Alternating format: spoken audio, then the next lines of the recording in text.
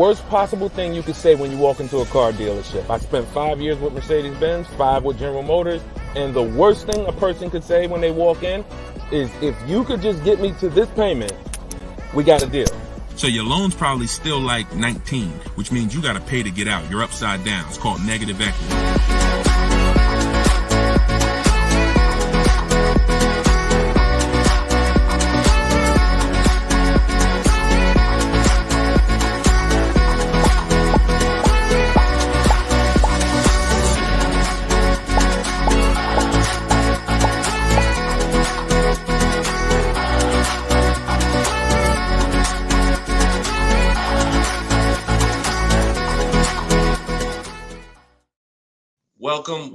Welcome to episode 10 of Car Shopping Questions and Answers. I'm your host, Deshone the Auto Advisor. We do these live streams throughout the day to make sure that you can get insider secrets from someone who was in the car business for more than 14 years. Technically, I've been in it since 2006, even though I left in 2020 to focus on educating anyone who's willing to listen. And so those who listen to me, you're going to see throughout this show that they get below market deals. They get cars in 30 minutes from home. They're not going back and forth with negotiating. You don't need down payments. Everything that you may have thought you knew about car buying, quite honestly, a lot of that is going to be dispelled on this broadcast. But we're going to make sure that you know how to get to the money, where the hidden money is in your car deals, and quite honestly, how much you've been overpaying by not having this information. So come on in. I have my man Dolan moderating. We're live on 4 platforms. You guys can start typing your questions. And while we get the first couple questions coming in, let's do some housekeeping. If you're going to spend some time with us on TikTok, if y'all could start tapping the screen, running the likes up, so we can let TikTok know that we're about to talk some serious business here. And it lets TikTok know that they need to get some more people over here. So also, you want to share this with your best friend. Last thing you want is for you to use these strategies, save a ton of money, and then your friend a year from now is telling you how they got a car and they got ripped off and they lost thousands of dollars. And then you tell them about our show and they're like, wait, why didn't you tell me about that last year when you were watching? So tag your best friend. Shout out to the sharers. Also, while we're waiting for the first couple questions, let's do some housekeeping. Some of you don't know me. My name is Deshone the Auto Advisor. I'm the author of the new digital book, Cars from Home, 7 Steps to Saving Time, Money, and Avoiding Dealerships. We're rated 4.94 on Goodreads.com. Thank you to everyone who's rated the book. And we just got another rating, which is awesome. We appreciate it. And I'll read a little bit of it just so you can understand the magnitude of what's in this book. And everyone can get it for 75% off while you're here. But this one just came in. It says, this book is outstanding, a must-have for anyone seeking to buy, lease, or even sell a car. It's presented in a very professional, easy to follow, step-by-step manner that covers every situation from buying, leasing, paying cash, using credit, good credit, bad credit. Although I've purchased and leased several cars in my lifetime, I learned new tactics to obtain the best value for my money. Let's go. Appreciate that review, Barrett. Thank you so much. So everybody, you could get yours in my TikTok bio or my Instagram bio. You won't leave the broadcast, but get there before the 30 minutes is up so you can get your 75% off. And you can get it in the YouTube or the Facebook comments. We pinned the comment for you so you can get it. And then we'll actually throw this banner up so that you can scan it with your mobile phone camera. If you happen to be watching us on TV, you can scan that QR code right there. All right. So once we get the first question, Dolan, you can shoot it in, brother. All right. And look, if this is your first time, stay by your keyboards. This is a dialogue. This is not something you're just watching. I'm going to ask you questions, and I want you to type your response quick as possible so we can keep the dialogue going. Okay. Let me make sure I can see the Instagram comment. Okay. So this one's from Instagram. I currently have about 12 to 15,000 in equity in a finance vehicle with 8 months of payments remaining. Realistically, I don't envision myself keeping the vehicle for another 3 years, so I like to lease. Dang. So you're talking brilliant. You're talking brilliant. See, everything you thought you learned, who's heard people say never lease? Let's get some, I'm in rare form tonight. I'm feeling very aggressive, but I'm gonna stay calm and cool. Who's heard you should never lease a car? Type me in the comments. I told y'all, stay by your keyboards so I could understand who I'm talking to. If you were taught never lease a car, type me. Okay, I see you, Maya. All right, I see you, Jet Beauty Jenny. Okay. I see you, Calvin. All right, Calvin on Facebook. I see you, Lady Gal. So every single one of you who were taught that, those people owe you money. Because if you're not keeping your car 8 years, it's impossible to get a great deal if you didn't lease. There's only one exception, and that's if you're buying very inexpensive cars. I call them smart cars, saving money at the right time. $7,000 cars, $5,000 cars, $10,000 cars, that's different. $3,000 cars. But if you are buying relatively new 3, 4, 5, 6-year-old used cars and brand new cars, and you're not keeping them 8 years, you've lost thousands already. So I want you to stop that tonight. So I'm gonna make a claim. I don't mind if somebody makes a very bold claim like the one I just made, but you got to be able to support it. Let me show you something. So Tope got a lease on a BMW $690 a month.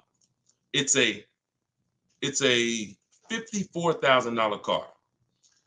Now somebody else might have that car just like that. You might be watching saying, Deshone, I got the same car. To purchase this car, and what you're going to notice about how I want you to learn, you're going to learn to look at deals with no money going into them. Okay? See, where the confusion comes in is when down payments start coming in. When you start evaluating deals with no money going into them, you can evenly measure them. It's apples to apples, even in different scenarios. So no money down, she's driving a $54,000 BMW. Now she used our system, she got bids, so she didn't negotiate for this. She stayed at home and let these deals come to her. That same car would be $1,100 a month to buy, because some of you know every $5,000 on a purchase price, every $5,000 that you're going to borrow on a loan, on a 5-year loan, is about $100 a month, depending on the interest rate. Now, I want to give you a scenario that will never happen, but I just want to hammer home that if you didn't lease, but you should have leased, you can't get a great deal. And we're going to stop doing that. Now, watch this. Let's say you happen to walk in and you're looking at the same BMW Tope got. Brand new BMW, never driven before. What would be an unbelievable discount for that vehicle? You just so happen to catch a deal asleep in desperation mode. He says, look, I got to get rid of this car right now. What would be an unbelievable discount off a brand new BMW? Like the best deal that you could realistically get, where you would say, man, he took off all of that money. Throw some numbers out there. I'm about to prove my point. Why it doesn't matter how much money you save. If you put your deal on the wrong foundation, you can't get a good deal. Let's throw some numbers out. You see? Come on. Look, okay, y'all must be thinking. Okay, Coco Love, I like that. 20% off. I like that. So 20% off a brand new BMW. Can we all agree that if you walked in, you got 20% off a brand new car? That would be like, okay, Ted Chu said the same thing on Facebook. I like that. So let's just say, I'm gonna pull up my calculator, right? Pull up my calculator. She walks in, brand new BMW, $54,000. She gets it for 80% of what it costs. That's $43,000. I just told you every $5,000 is about how much per month? $100. So once we put our tax in here, let's not even put all the tax. Let's just round it up to 45.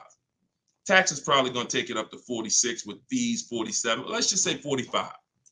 45,000, y'all. Our payment's $900 a month. 5-year loan. That's with an unbelievable, never before seen discount. Remember that too. What is Tope paying? No money going into the deal. Do you see what I'm saying?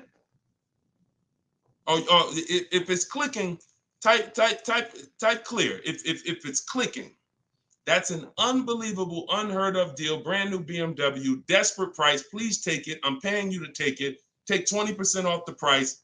Here you go. You leave thinking, man, I won. I'll never get a deal like that again. What's my payment on this thing? $900. Take a 6-year loan. It's probably $800. Toke paying $690. This is what I'm talking about. It does me or you no good for me to show you how we get bids, how we make dealers bid for our business, how we shop for new cars, how we shop for used cars, how we make banks and credit unions bid when you miss this. Lease, if I don't lease and I should have leased, no way to get a great deal. So that's why, and we could throw one more scenario in here, because some of you like Deshone, but I don't buy brand new cars. I know what you're thinking. Let's throw one more scenario. Let's say we get a great price on a used one. That same BMW, used one, great price on a used one. Let's say we knock 35, 40% off the price. 40%. Say we find a 40%. I don't want anyone to accuse me of saying, Deshone, these numbers are just a little too, you're skewing the numbers. We're going extra unrealistic in terms of trying to show, right? So we get a nice BMW, new, good mileage. We knock 40% off that price, $54,000. We pay 60% of what it's worth. That's $32,000 we're paying. With taxes, it puts us at $35,000. What's our payment? $35,000 on a loan. Every $5,000 is $100 a month. What's the payment? I got you, Jet Beauty. I'm doing this for you. She said, one more example. I gave you the brand new lease that Toke got. I gave you the brand new. It doesn't matter. You could go and be knock tons of money off on a new one. And here's the used one. $35,000. Every $5,000 is $100 a month. A payment $700 a month. So people are pulling up. Imagine 3 people pulling up side by side. Tope is in her new BMW 2024, paying $690 a month, no money down. Another buyer pulls up next door that never learned about leasing, but is not keeping their cars long term, because there is a place for buying. It's not about, everyone should be leasing. It's the 8-year rule. I'm talking about you short-term people. You're not keeping your cars 8 years, yet you believe the lies that you shouldn't be leasing. We're going to scrap that tonight. If you're willing to unlearn, tonight will be the last day you believe that bad information. So $690 a month, Toke pulls up. Someone pulls up next to Toke, got a phenomenal deal, think they won. Hey, we got the same car. Oh yeah, man, how much you get? You're not gonna believe this. The dealer gave me 20% off this thing. Oh, that's incredible. How much is your payment on that? Oh, I'm paying $900.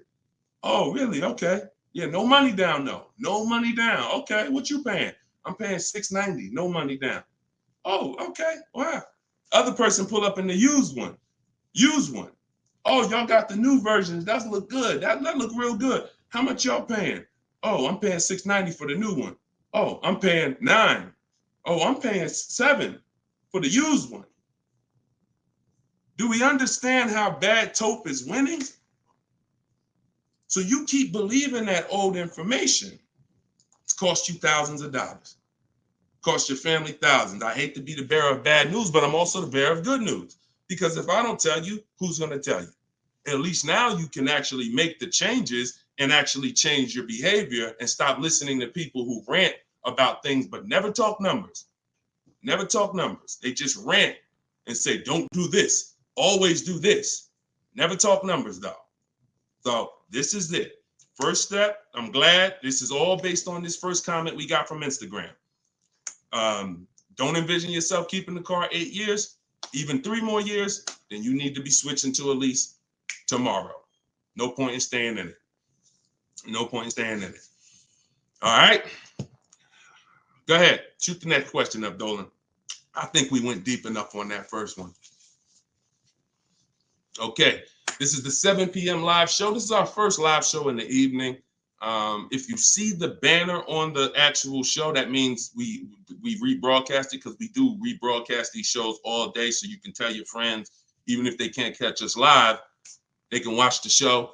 But yeah, right now we're live, so keep typing your question. Look, Marika said, "Wow, I understand. Yeah, I understand. You're pulling back the veil." All right, this one's from Instagram.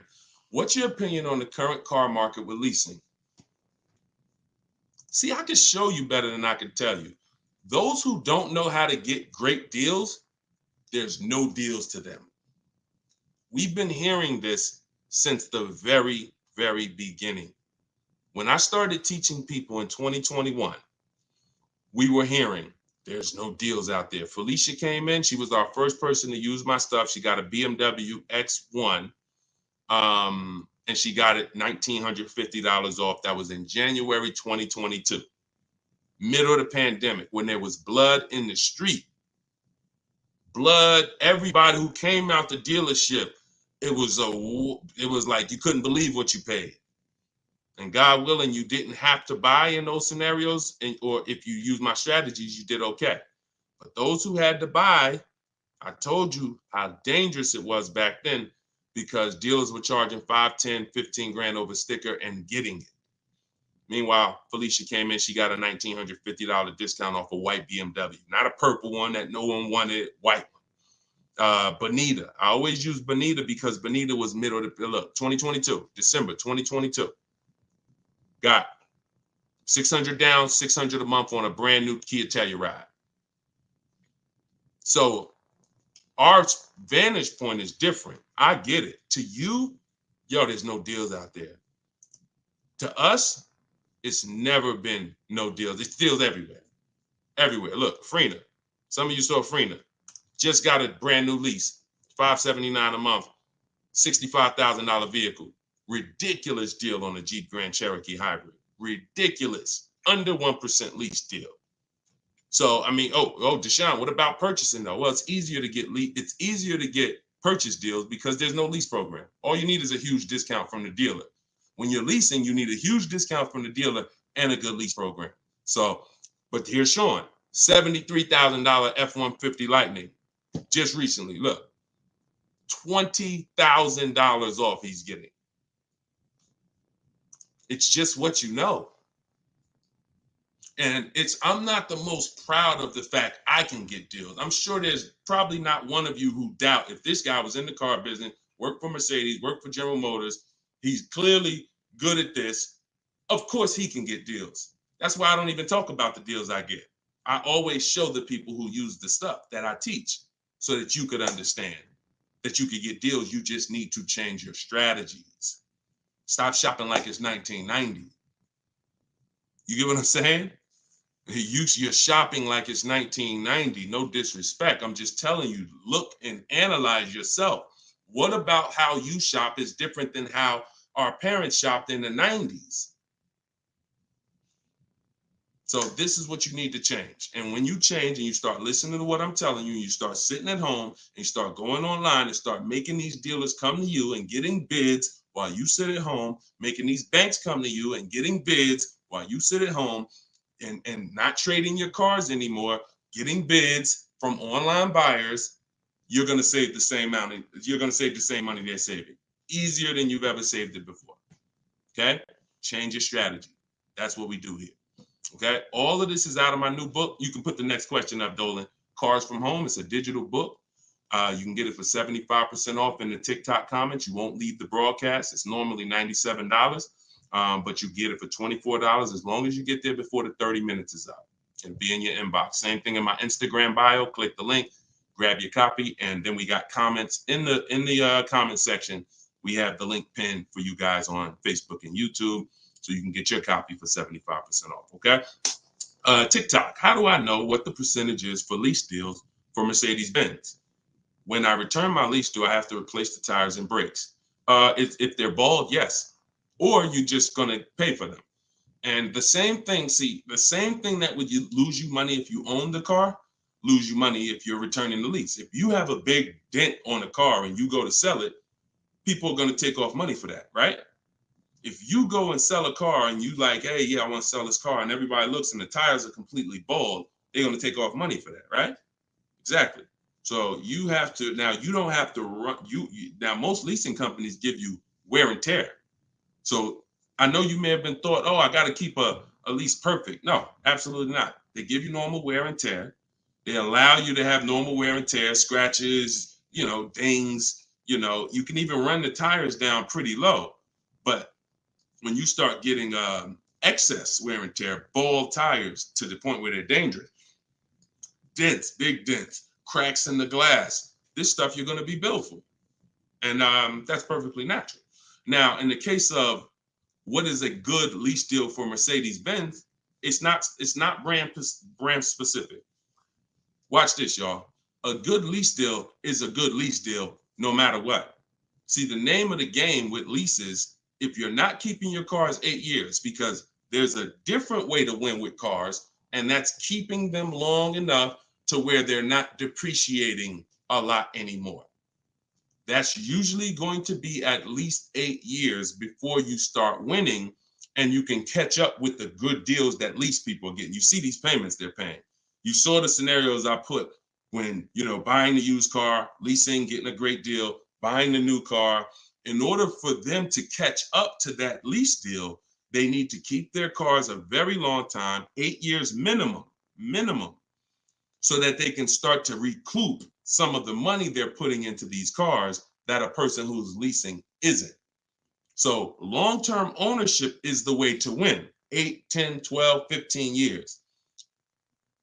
Leases, great lease deals is the way to win. But that middle stuff, buying cars, switching them in 2 years, loss. Buying cars, switching them in 4 years, loss. 6 years, loss. Leasing the car and then buying it, so you go from a lease to a purchase, different, loss. You're stuck in the middle. So when we're looking at lease deals, y'all, we're using an old principle, which is the 1% rule. The 1% rule on great lease deals has always been around. As long as I've been in the car business, it was around. So if your lease deal was 1% of the MSRP of the car with no money out of pocket, you stole the car. You stole a car. And I got tons of those deals. I never paid more than that. Before 2019, that was my last time I leased, I had 4 Infinities, and I had 2 Pontiac G6s when I was with GM, and I had a Jeep Grand Cherokee. Those are the cars that I have leased. Matter of fact, I only leased one of the Pontiacs, then I bought a used one. So I had 1 Pontiac, 4 Infinities, and 1 G6. And 1 Jeep. 6 leases I've had, all under 1%. So that's a steal. But what I found is people are signing bad lease deals and not knowing, well, what's a bad lease deal? If that's a steal, then what's a good lease deal and what's a bad one? The only parameter for a bad lease deal is you paid too much for a car you're giving back. So if you pay, and I created the 1.5% rule, what that looks like is if you're leasing a $40,000 car and your payment's 1.5%, 1.5%, that's $600 a month. That is the max. Because when you multiply that by 36 months, you're $21,600. On a $40,000 car, once you take your taxes and everything, you're probably about 44. So paying 21 over 3 years, not that bad. That's the max though. That is the max. Max, you don't go into a dealer, hey, man, you got to get me under 1.5%. No one who's learning from me has a goal to be at 1.5%. If that's the best deal out of all the offers we get, then that's different. But once you go over 1.5%, look, $650 a month, that same car, you're paying $23,000 for. You're paying more than that for a car you're giving back in 3 years. So this is why we had to have that. Now, between 1% and 1.5, that's a good deal. Between 1% and 1.5, good deal. And what's going to dictate where you land on that spectrum is if you're getting bids, because you're not going to get the lowest price from a dealer without getting at least 5 offers. I told you, 80% of dealers are overpriced. Remember that. If you can grasp that, I want you to type the number 80, because you need to understand 80% of dealers in the country are overpriced. I see you. I see you, Steven. Okay, I see you, 223 apparel. All right, TikTok locked in. I see you. Okay, type. When you get that, then you're going to be much more aware that I cannot. I see you. I am Tashan F. Sir. You're going to be much more aware of why you cannot walk into a dealer thinking you're going to get your best deal. Because if there's 10 dealers on the street, 10, now what you should be saying is 8 are overpriced.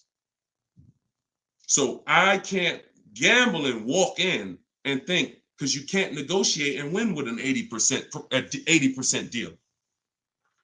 Because their prices are so high, even when you get money off, you still lose. So that's where, so it takes two things to get great lease deals. You have to get bids while you sit at home. You talk to all 10 of those dealers online. I have the best system for doing that. You could do it your way if you want, but you need to do it. In my book is my scripts and my websites I go right to the dealer's website. What we say, you just type in what you want. Everything is copy and paste. But you do this so that you can actually get the offers and find out of your 10 dealers, who are the 2 that are the best priced. That's the whole goal. So you need that to get a great lease deal, a big discount from the winning dealer, and then you need a good lease program. That's what dictates where you're going to fall in that spectrum. You can't get below 1% without a ridiculous lease program. They really want to move the car, but 1.2%, 1.3%, these are happening all day long on cars that you all day long. All right, next question, Dolan. All right, Deshaun, I bought the book and followed your instructions for lease deals. I got a 1% deal quote. It's the best system. Buy the book. Best $24 you can spend, right? Precision Sound. See, I swear when I was putting the book together, I priced it at $97 because I said this book is going to save somebody so much money. It's not fair to have it priced like other books. I got tons of books here. I'll be honest with you. Not many of these books have actually saved me thousands of dollars. A couple of them have. A couple of them strategy, but they serve a different purpose in my life. This will be the book that you look at and say, that book right there saved me thousands and thousands of dollars. So that's the reason why it's $97. But you know what?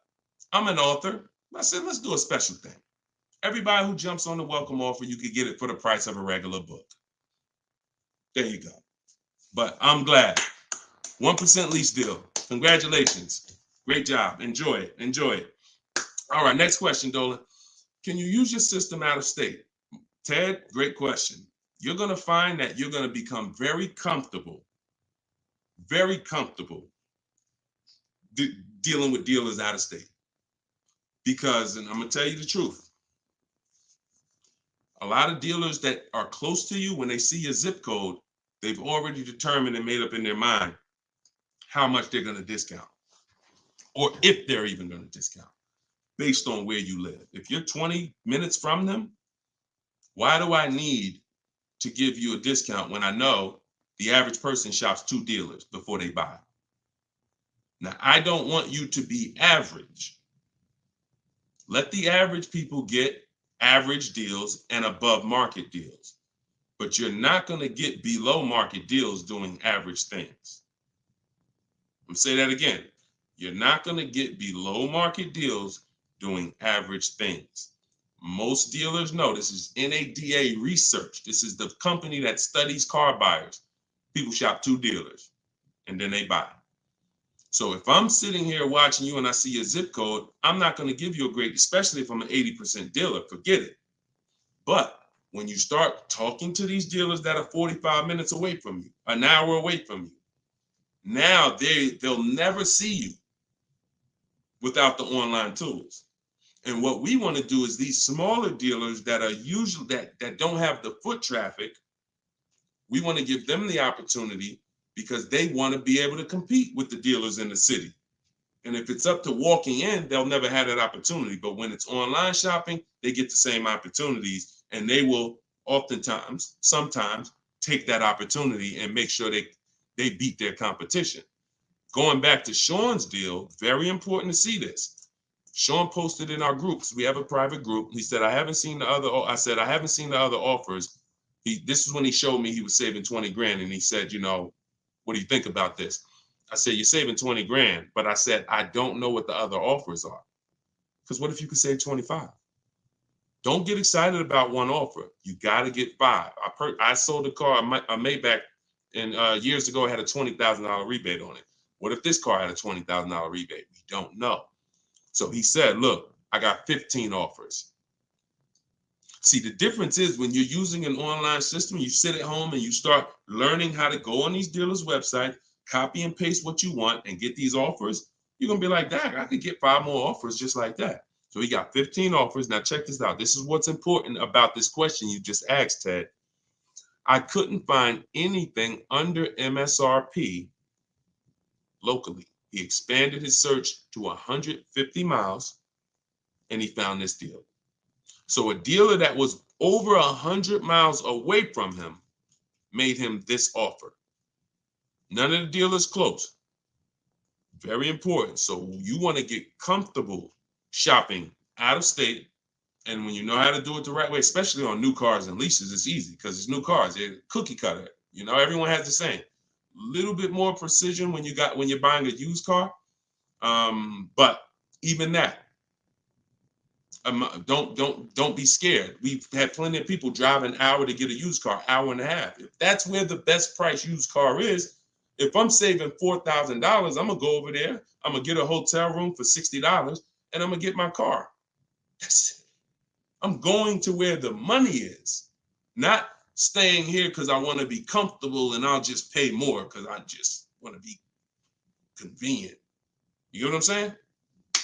Great question, though. Go ahead, Dola. Next question.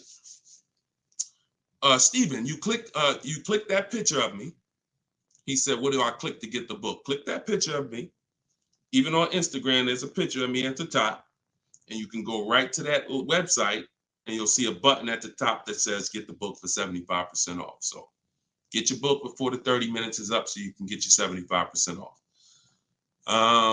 This is Thomas on Facebook. What's your opinion on military members using this method? I move every 3 to 4 years. So do you think it's wise to get rid of my car note to own and lease?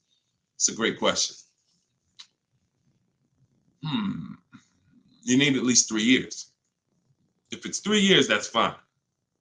I don't want you trying to worry about breaking a lease contract 3 years in. 2 years in or a year and a half in. If I knew it was shorter than that, then I wouldn't be investing a lot of money in cars. I'd have like a, $10,000 car, $8,000 car, because you can't replace cars that fast. Some of you know I do this all the time. I show you, this is the depreciation scale. Whenever you see this, you think unseen. This is the unseen expense, the depreciation scale. This is why when you buy a car for $30,000 today, what is it worth tomorrow? If you buy a car for $30,000 today, I want to teach you how to see the hidden money. I call this the hidden money, the unseen expense. You buy a car for $30,000 today, what's it worth tomorrow?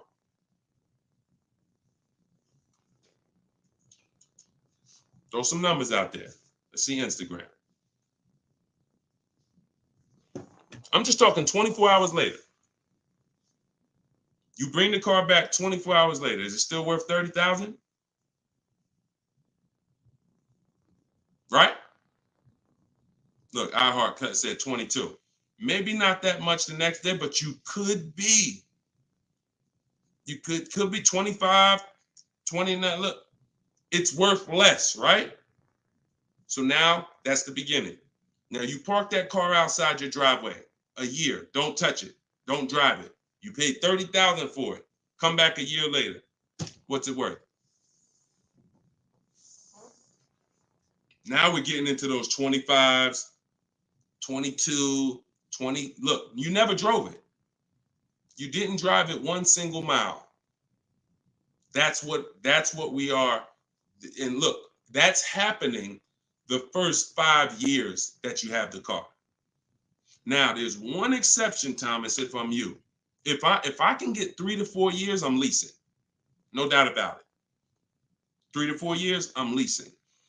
Now, your goal is to, if you got to make a move, you don't want to lose money and you don't want to have a bunch of negative equity. So what you can do, what I would suggest you do, if you don't have the 3 years, then I would buy a pre-owned car. I wouldn't even go with a $10,000 one. I just make sure I get a great price on a pre-owned car, so that with pre-owned cars, you can swap out and you don't lose. Compared to someone who's leasing, though, you will, because you're going to pay about the same amount they're going to pay, but they're going to have a brand new car and you're going to have a used one. But that's the risk you have to take, because if you try to lease and then you end up having to get out of it in a year, no, can't break that contract that easily and you're going to lose money. So if you got 3 years, I'd lease for sure. If you only got 2, then I get a great deal on a pre-owned car. And then that way I'm safe. If I do need to get out of it, I can sell it and probably break even within a 2-year period, because it's not going to depreciate as much as a used car. I mean, as much as a new car. Okay? If you got 3-4 years, man, lease. When a lot of you, when you realize I'm not talking to you who are keeping cars 8 years. If you have a car outside your house for 8 years or longer, type me. Matter of fact, type K. We call that a keeper. You got to be able to distinguish the difference in these scenarios. Anything outside your house for longer than 8 years is a keeper. We're not even comparing leasing. But when your kids come to you and say, Mom, Dad, I want a car, we don't automatically make them this is going to be a keeper. You're going to keep this thing for 8, 9, 10 years. No, I'm not. I'm going to keep this car maybe 5 years. Okay, then you should be leasing. Okay, your spouse. Me and my wife did it all the time. We had one car that we bought. That was the Pontiac G6. And then we would lease a car and we would rotate the lease. So you can have both. But the key is knowing every time you're about to buy a car, the first question is, how many years am I keeping the car? And if it's not 8, then you should be shopping for great lease deals. If it's 8 or more, then you should be buying. Very simple rules, boundaries based on numbers. All right. Go ahead, shoot the next one up, Dolan. Great question, Thomas. And anybody who's in that situation, that's a good strategy for you guys to follow. YouTube, 6 months left on my 36-month lease, 12,000 miles per year. Things came up and I had to use the car every day, 99,000 miles so far. What can I do? You pay. Now, what you can do is you're going to do an equity assessment. There's 3 ways you're going to work that you compare this. 3 ways, and you're trying to see which one is you're going to bite a bullet because you use the mileage. And again, I want to make it clear, had you purchased the car and put that same amount of mileage on it, your value of your car wouldn't have been like this. That's the average driver. Average driver, their value's dropping like this. That's average. You lose, a couple thousand every year, 5,000. You lose percentages. 20% the first year, 15%, 10%, 12%, 10%.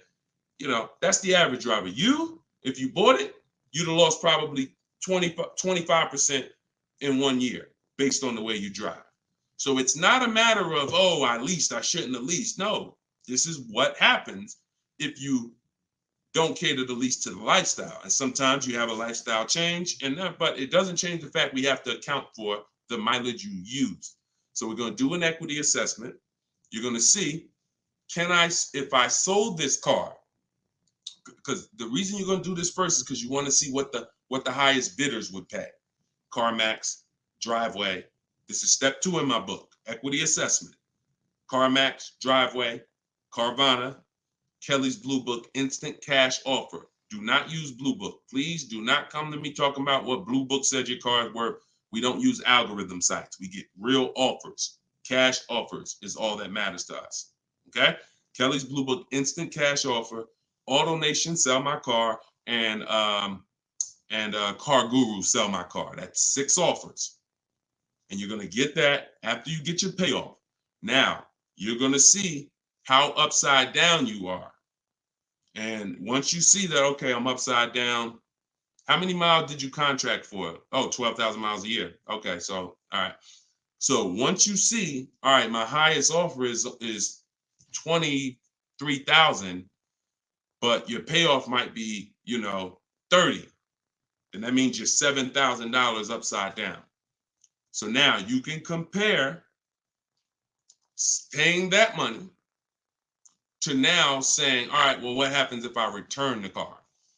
Now, this is the second scenario. First scenario, when your over mileage is selling it. What does that look like? Second scenario is actually taking the mileage penalty, because I just told you $7,000 is the bill over there. In that scenario, mileage penalty, you contracted for 36,000 miles and you got 99 on it. So 99.8 minus 36,000 miles, you 63,000 miles over, and you're probably going to be charged 25 cents per mile. So that's a $16,000 mileage penalty that's coming if you stayed to the end. So that's why you want to compare selling, paying the difference. If you got some cash on hand, that would be the best way to do it. Now, the last thing that you can do, which is, see, I don't like these scenarios because these are negative equity scenarios with leases, and we really shouldn't. Besides an emergency, we really should not be in negative equity situations with leases, only finances.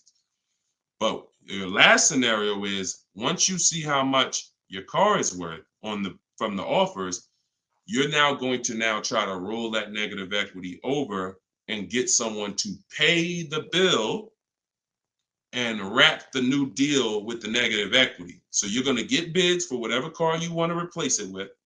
Whatever car, let's just say you're looking for a Jeep Grand Cherokee, you get bids, get your best offer, and then you're going to tell them, hey, I got this old car here with this type of penalty. I need to wrap it into this deal that's 7,000 or 8,000. That's why you got to know what the market value is. Before you do this, you have to know what the market value is based on offers, so that you know, all right, I got to slap another $7,000 on top of whatever my best deal is, so that I don't get the bill. So if you can pay the bill, pay the bill. If you can't pay the bill, then you need to roll it into the next deal. But the last thing you want to do is drop that car off without doing what I'm telling you, because once that car is grounded, the bill is generated.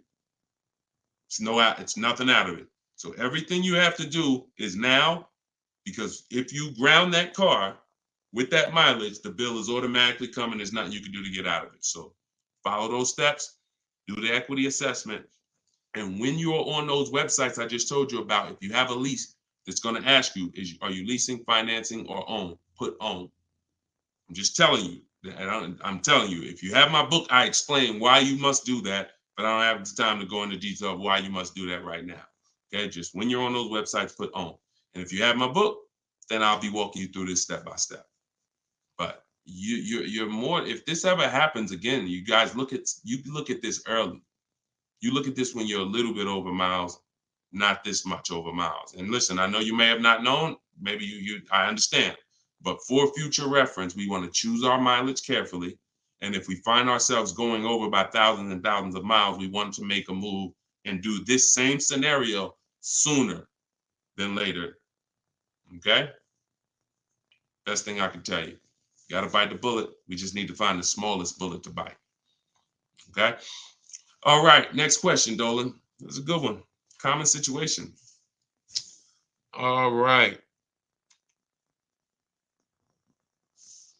All right, go ahead, Dolan. All right, here we go. This is Ted. A couple other things real quick. I'm upside down in my current car loan, but the payment is cool. Still want the same or lower payment on the next purchase. Is this covered in the book? By the way, I already copied the book just in case I have to pivot. Wonderful, wonderful. So, I think you said you were switching to a lease, right, Ted? But you're upside down. So if you are in a finance, what you're going to find with great lease deals is you can usually switch, and if you use what's in that book, get your great lease deal, you'll usually even bring in some negative equity over, you're still going to be in a comfortable payment range, because a purchase is so much higher than a great lease deal. So a purchase, unless you put a ton of money down, a purchase is just so much but you can't control that.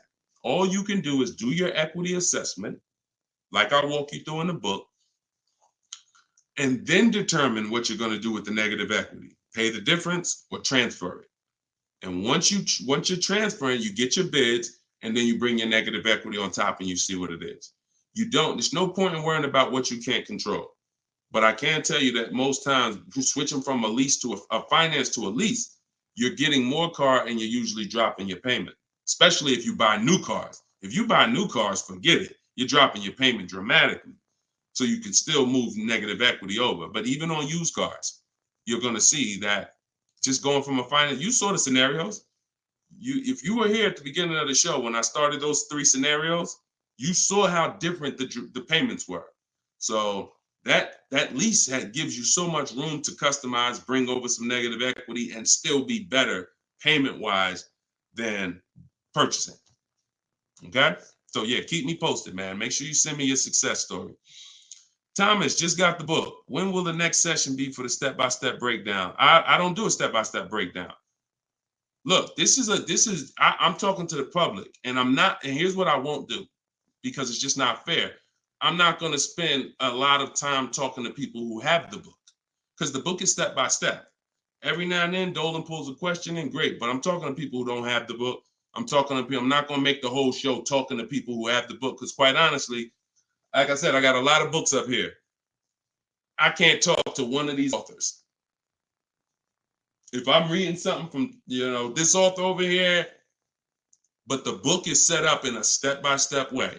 So just use it and win with it. All right. Go ahead. Shoot the next question up, Dolan. It just would be corny. That'd be corny. Oh, he's only talking to people that got his book. No, we're not doing that. DJ Flair, YouTube. I haven't gotten APR under 1.4 on a lease. Should I settle? How many offers do you have? Now I'm looking at the comment section, DJ Flair. I need you, if you're going to ask a short question and then I'm asking you a follow-up question, I need you to type fast. And that's a quick look. Number, send. 3, send. 1, send. You know what I'm saying? I can't spend too much time if you're not right close to your keyboard. So okay, let's put it like this. If you don't have, I see you, Coach Troy. Thank you so much. Thank you to the people who support the broadcast too. I appreciate it. And shout out to the sharers. Shout out to the sharers. I see you, Body Gang Nunu. Thanks for everybody that's sharing the broadcast. Your friends will be mad at you if they find out you've been using this stuff and you didn't tell them, especially your best friend, your closest friend. If you've been using this stuff and you didn't tag them, go ahead. Go ahead, type your question, Coach Troy. We'll get to you. All right, I don't think with DJ Flair's tap back in. So here's the thing.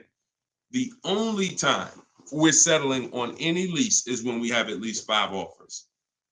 Because when you shop the right way, and anyone who shopped using my stuff can attest to this, when you shop the right way, you're going to see on a regular lease, any vehicle you name, you're going to see $150 to $200 a month difference.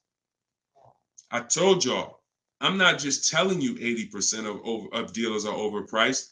You're going to prove it to yourself.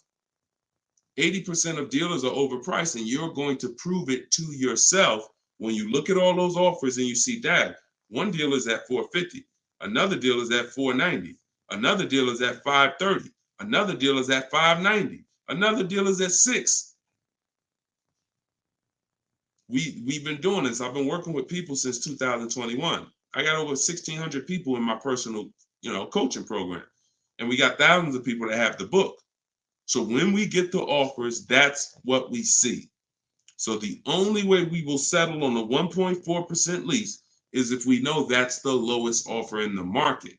And the only way we know it's the lowest offer in the market is I'm looking at the other lease deals. Oh, that one's 1.5. That one's 1.7. That one's 1.75. That one's 1.8. Now I know 1.4 is the deal. Let me get this up out of here. This is a great deal on this particular car. That's the only way. Okay. Next question, Dolan. Great question. I'm on the fence about joining maps for my truck purchase. Can you elaborate on how it's different than following the book? I don't even talk about maps on here. Maps is Maps is my book and video with me coaching and Zoom calls and a private Facebook group. Totally different. And again, that's another reason why I can't get too big into giving questions and answers. Look, the book is there. It's $24. It's step by step. People have used it, gotten to success. That's why we're rated 5 stars, 4.94. But that's why we're rated high. That's why people are writing me. Look, we just got this today. So when I get this stuff like that, the only time I'm going to engage with thousands of people who got the book is when I know the book is not really complete. It's not complete, but we know the book's complete. So when Tiffany sends me this, look, I just got this from Tiffany. Look. I believe we got a great deal. Look, 2024 Mazda CX-90, $44,820 on the sticker. Discount was $6,530. That's ridiculous. That was her best offer of all her bids. $65,000. She saved 15% off the price of the car. Brand new car. She just sent me this. So some people are like, Deshone, you know what? I can follow the book. This is my thing. You laid it out step by step. Step 1, 2, 3, 4, 5, 6, 7 is delivery. Step 7 is literally getting ready for delivery. So, but Maps is totally different. Maps is the program I launched in 2021 that I work personally with people. We do coaching calls, and we and everything in the book is in video form. So you're not reading, you're just watching step-by-step video. So you could email me about that, and we can talk about that another time. All right? You get what's right for you. Go ahead. Next one, Dolan. All right. What if you drive too many miles daily? You just pick your miles. You choose your miles wisely. You can see, here's what I want you to understand. Now, if you were on the show a little earlier, we talked about how you're going to pay whether you, and bring in, Dolan, can you bring in Coach Troy's question on TikTok? Here's what you have to be very clear on. You pay for the miles whether you purchase or lease. That's why I want you to think about that. Depreciation scale. If I drive 0 miles, my car is worth less in a year.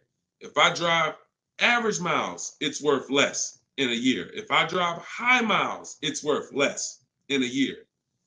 Ain't got nothing to do with whether you leased it or you bought it. If you bought it, that's what's happening. So the purpose of the lease is to know I'm not keeping my car 8 years. So I'm going to look to replace the car while it's dropping in value like this. If I buy it, this is year 1, this is year 2, this is year 3, this is year 4. Once you get about year 6, it starts to round out. You're losing less value, year 7, year 8. But you still need to catch up to the person who leased because they haven't put all this money in the car that you have. That's why it's the 8-year rule. But if you're like, Deshone, I know I'm not keeping the car 8 years. Your goal is to beat the depreciation in. How do I get a car without taking this type of loss? That's a lease. That's a great lease deal. Not an average lease deal, not these commercials. None of these lease deals y'all saw in the show today was based on a commercial. Nothing. They were probably thousands better. Do never look at commercials and think, oh, that's a lease deal. Absolutely not. Absolutely not. So what you're going to do is you're going to assess your miles, see how much you drive to work and back, how many days a week, and you're going to come, you're going to add that up over the year, and you're going to come up with a number. And if it's 18,000 a year, great. I worked for Hyundai for 6 weeks, and I keep the story short, but I worked for them for 6 weeks. I was a manager there. Owner ended up getting indicted. Straight up highway dealer. Like I would never, it's the only dealer where I said, whoa, this ain't for me. No way. Got out of there in 6 weeks. Gave them their car back that they had me driving. I said, I appreciate it. God bless you. So I end up getting, I had a person who was dropping off their lease. And I was doing the paperwork to ground the lease for them. Hey, I was doing the work to ground the paperwork, and to ground the lease, and I saw that he had like 70,000 miles on the car. And I said, "You lease this?" He said, "Yeah, man, I always lease." I said, "Wait, you in sales?" No, he told me. He said, "Yeah, I'm in sales. I drive over 20,000 miles a year. I used to buy my cars, and I just be, all this negative equity. I had to put big down payments. I just, once somebody showed me about leasing, I never stop. I pay my payment, I bring it back after 3 years, get a new one every 3 years." I said, "Wow, that's crazy." Then I looked at his payment, and I saw his payment was only like $150 a month more than a normal payment. It wasn't $500 more a month. It was $150, $175 more to get the additional mileage that he needed. I said, "Man, I'm telling everybody about this," because I had high mileage drivers coming in with same amount of mileage on that he had, 70, 80,000 miles, except they bought it. And now I'm like, "Hey, you got like 12,000 negative equity because your car, you got so many miles on it." And they're like, "Yeah, I know." So before I learned that about high mileage leases, that's what I used to do. I didn't understand it, but now forget it. And that was back in that was 2016. So everything I've learned, I bring it to the public, and I've learned from seeing bad scenarios. So no matter how many miles you drive, as long as you're not doing like Uber or Turo or something where you're renting the car, you're just putting like as many miles as you can on it a year, and you don't really know how much you're going to put on. As long as that's not the case, it's predictable, then for sure. I have 2 strategies in my book for high mileage drivers that don't keep cars 8 years. 2 strategies: high mileage lease, and then something I call 2 cars, 1 payment. High mileage lease, 2 cars, 1 payment, where you split the mileage. You have 1 car you buy, and then you pay that car off, and then you have 1 nice car that you lease, 12,000 miles, and you just split the miles. Either way, stop buying. And now, one more thing, and put the next question up, Dolan. Now, if you're a high mileage driver and you are an 8-year person, great, no reason to lease. There's plenty of cars out there. You buy a car that you can drive 25, 30,000 miles a year. That'll last you 8 years. No reason to lease. See, if you are keeping your cars 8+ years, forget about leasing. If the person who you want to shop for is 8+ years, no reason to lease. I'm only talking to you who are like 6 years, 5 years. Deshone, I'm not keeping it 8 years. You are the ones losing thousands of dollars by not leasing. All right, I see you. I see you. All right, so this is Coach Troy from TikTok. And we're live, y'all. Just in case you know, we're live for a couple more minutes. This is our 7 p.m. live. We whenever you don't see the banner on top, you know it's live. Whenever you see, because we rebroadcast these shows because a lot of people can't make them, so you can catch them on pretty much any of our platforms. You can watch the replay, watch the rebroadcast. But we are absolutely live right now. So for a couple more minutes, you can type your questions. This is Coach Troy from TikTok. I have a lease now. My lease is up in June. My credit fell to 573. Can I go for a finance? What I do is I get a smart car right now, saving money at the right time. Now, if you have a strong car payment history, that weighs on your profile. Mercedes, tell y'all a story about Mercedes. Mercedes, if you paid Mercedes, your whole world could be crashing down. They'll approve you again. So I would have people come in and say, Deshone, or they'll call me and say, Deshone, my credit's not where it was when I got the Mercedes a couple years ago. What do you think? I said, well, how was the payments on the Mercedes? I never missed one. You're good. Maxed out credit cards don't matter. They look at that. So if you paid the car payment, I go for a lease. If you missed a couple car payments, but if you missed a couple car payments, I'd go for maybe a less expensive lease. Possibly 573 is tough. You need a lot of stuff to weigh, because I have something I teach. It's about profile, not just about score. So profile is how long you've been on your job, the money you make. Probably the 2 biggest indicators are payment history and credit score. But outside of that, that's not all it's based off of. So you got to kind of look and say, all right, if my credit score is low, do I have anything else on my profile that makes the profile look attractive? That could be, you know, that's usually either a car payment that you paid on time, or um, you only missed a few payments and they dropped your score low. If you got like 60, 90-day late, then I would tell you, okay, let's get an inexpensive car, $10,000 car, get something small. I call this a smart car. In my book, I refer to this as a smart car, saving money at the right time. Now, this is a setup car because you're in a rebuild. So your goal is to get the smallest car possible because you pay for size. You don't want to go out and get a huge SUV because you're going to pay for size. If you get something that was brand new, 25,000, I would get it, finance it, try not to get something too old. But the only way you're going to need to get something old is if you're trying to buy an expensive vehicle. If you're trying to buy a Jeep Grand Cherokee that's $45,000 brand new and you're trying to get it for 10 grand, you're going to need it. Old one, and that's usually a sign that we're looking at too much car. So, but if you need an SUV, that's different. But your goal is to sacrifice, get the least expensive quality car. It must last 2 years. Hit the payment history on point. Don't miss a payment, and then you would switch to a lease. So I don't know enough about your scenario, but I kind of gave you a little bit. And in my book is the details of this, the smart car strategy, and shopping for a lease, and looking at your credit profile. So based on where you're at, you make your move. But either way, it's fine. It's not the end of the world. Tons of people are going to be rebuilding now. Just make sure you're doing it right so that you don't set yourself back with your next car. You want to set yourself up. And a lot of people, when they're in a tough situation, they make another decision that actually sets them back. Okay? Go ahead. Next question, Dolan. Okay, I see. High pride BMW lease. Thanks, Coach Cho. Forget about the gifts. Just get the book. I appreciate you sending the gifts, but I'd rather you have the book because I want you to win. Okay, take all that money you just gave on the show, and I appreciate it, and get your book so you can make sure that you win for the rest of your life with cars. But thank you. Go ahead. This one's YouTube.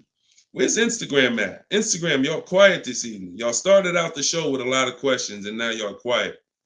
Let's go, Instagram. Type your question. And the thing about Instagram is, if you hit that little paper airplane next to the comment box, you can share this with like 30 of your friends. And I guarantee you, every single one of them will thank you. Every single one of them.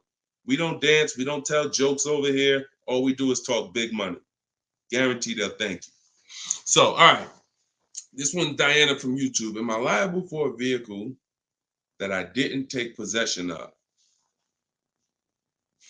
If the paperwork has been sealed, signed, the bank has been notified, if there's a bank involved, you can be, just because you didn't pick it up, but you would have had to sign all paperwork and basically have them turn that paperwork in, which would start the motor vehicle processing, where they're going to register the car in your name. Once this process has moved forward, whether you took the car or not, that vehicle is linked to you. In which case, yes, you are liable. But it depends. I hate buyer's remorse. Buyer's remorse sucks, y'all. Buyer's remorse comes. You only get buyer's remorse two ways. You got a bad car or you got a bad price, or both. So you need boundaries to get good cars, quality cars. Choose the right cars that you're gonna like, gonna love, gonna enjoy, so that you don't regret the car.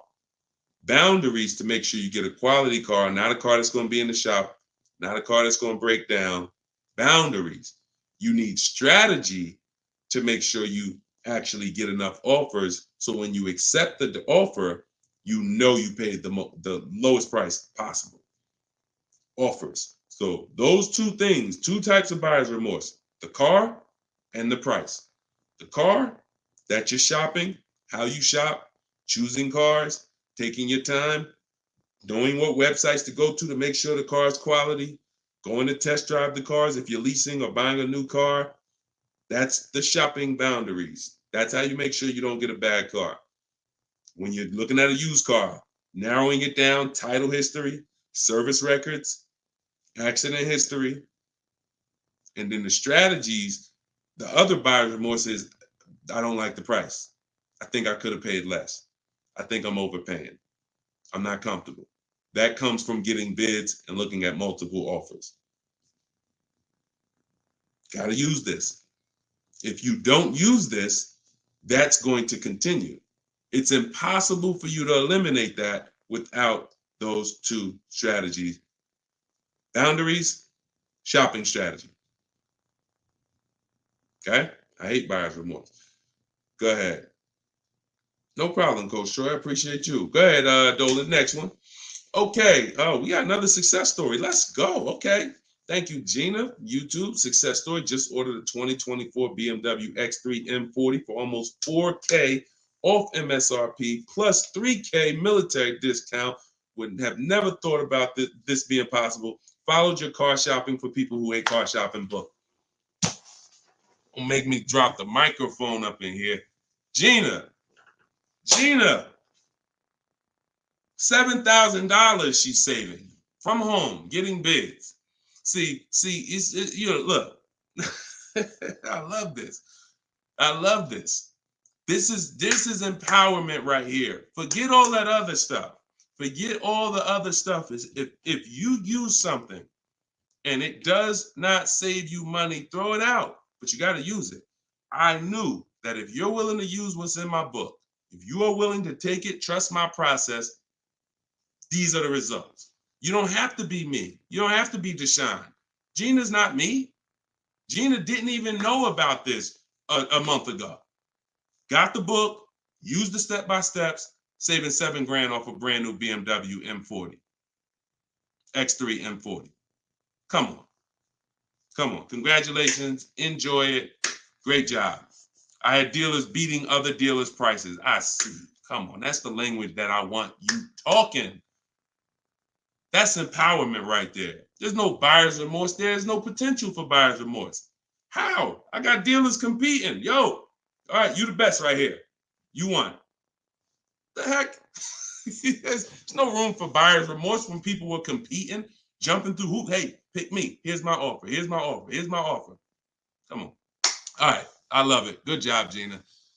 Okay, to everyone else who's like, what book did she use? That's my new digital book. It's called Cars from Home. It was originally called Car Shopping for people that hate car shopping, but now it's called Cars from Home. 7 steps to saving time, money, and avoiding dealerships. Has all my templates for new cars, used cars, leases, everything in there. And it's normally $97, but in my TikTok bio, you can get yours for 75% off. In my Instagram bio, click that link and then get your book. You'll pay $24 instead of $97. And in Facebook, YouTube, we got the comments. We got a comment pinned for you guys to get it. Go to deshonsbook.com right there on the screen. Or if you're watching us on TV, you can just scan that QR code with your mobile phone. I want the success stories. I love the success stories. Love it. All right, go ahead, Dolan. We got a couple more minutes. Go ahead. Next one. Okay, this one's Maria from Instagram. Apologies. I had to serial earlier, so I probably missed the answer. Do we include the fees into the payments when calculating the 1.5% rule? Absolutely. Now, the simple way is you don't have to worry about the fees. You're getting offers. Here's all that's important, Maria, when we're getting our lease offers. Total out of pocket is first month's payment only. If someone submits a deal with no first month's payment, you $2,000, $3,000, because some of them will do that. Can you please, resend the offer with just first month's payment? Then 12,000 miles per year. Then we're getting at least 5 offers. And then what we're doing is we're dividing the monthly payment into the MSRP. Dividing the monthly payment into the MSRP, not the selling price. Doesn't matter the selling price. The selling price is what affects the percentage.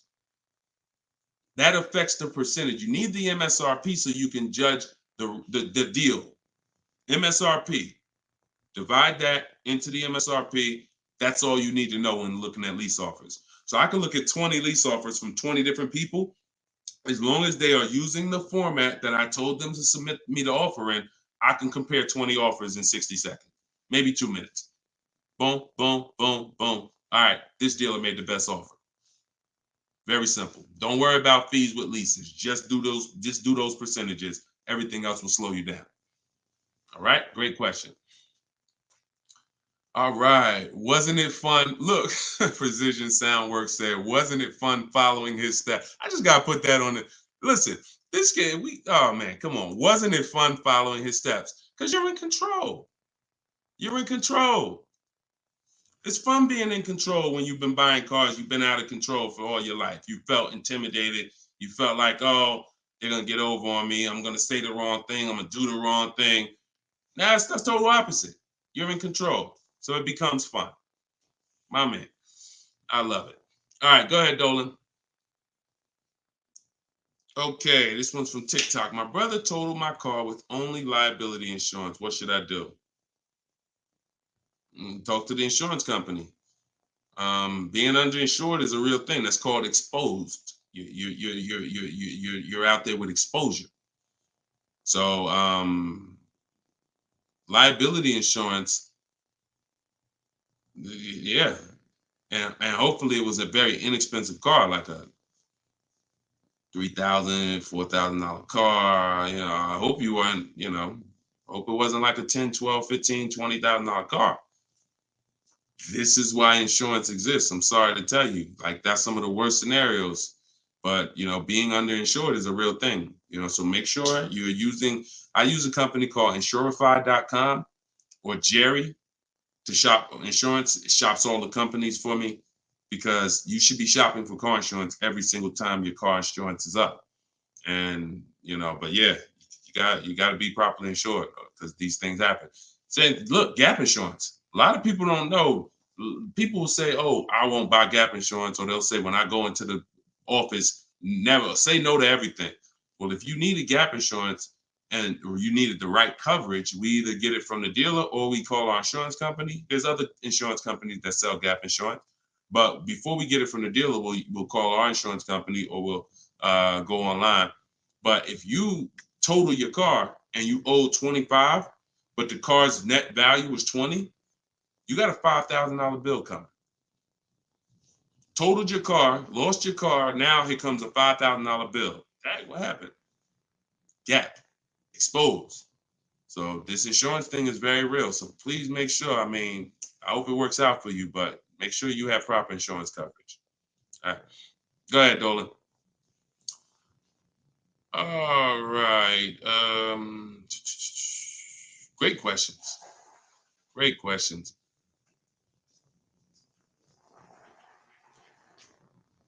All right. This one's Thomas. I have come to an end of my lease. A new lease is too much for me. The buyout is about 25K. Give me some options.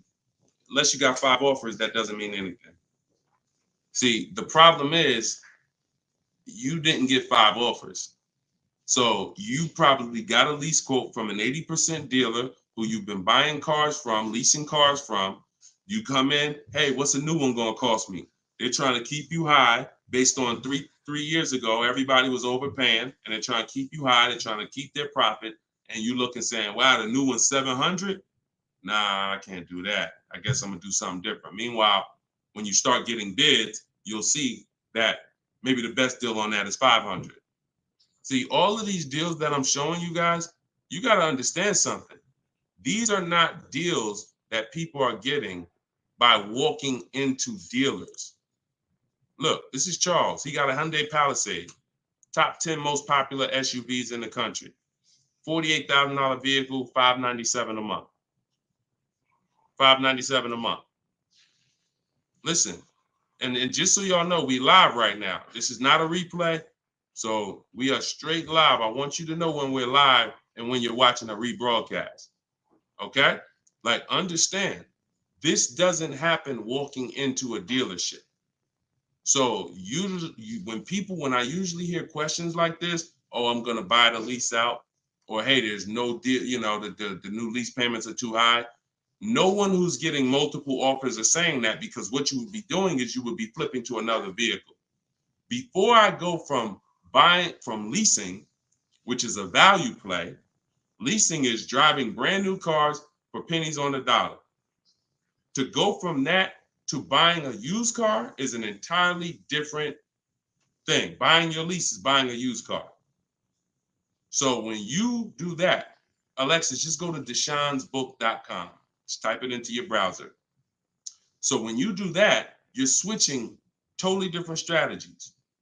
But what I would do if there's a bad lease program, if let's say I've been leasing Mercedes-Benz for years and I go to get another one and I do all my offers and I see, oh, this is a bad lease program. It's over 1.5, 1.6, 1.7. No thanks. I'm going to go to my plan B car.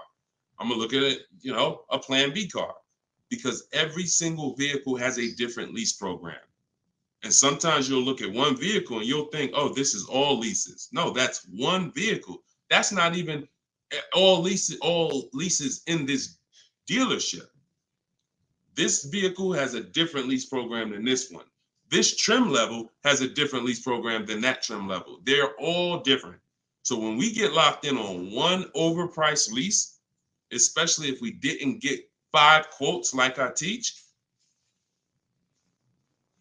so no, that is the strategy. So you just say, give me some options, please. Here's your options. Get 5 offers. If they're all over 1.5%, next vehicle, pick another vehicle. Get 5 offers. If those are over 1.5%, pick another vehicle. Eventually, you're going to find a vehicle that has a great lease deal, and you're going to say, okay, this is it. They're all different. If you're using my book, you can do this in 60 minutes. Your first time using this, it'll probably take you 90 minutes to do the process. Second time, you should be around 60.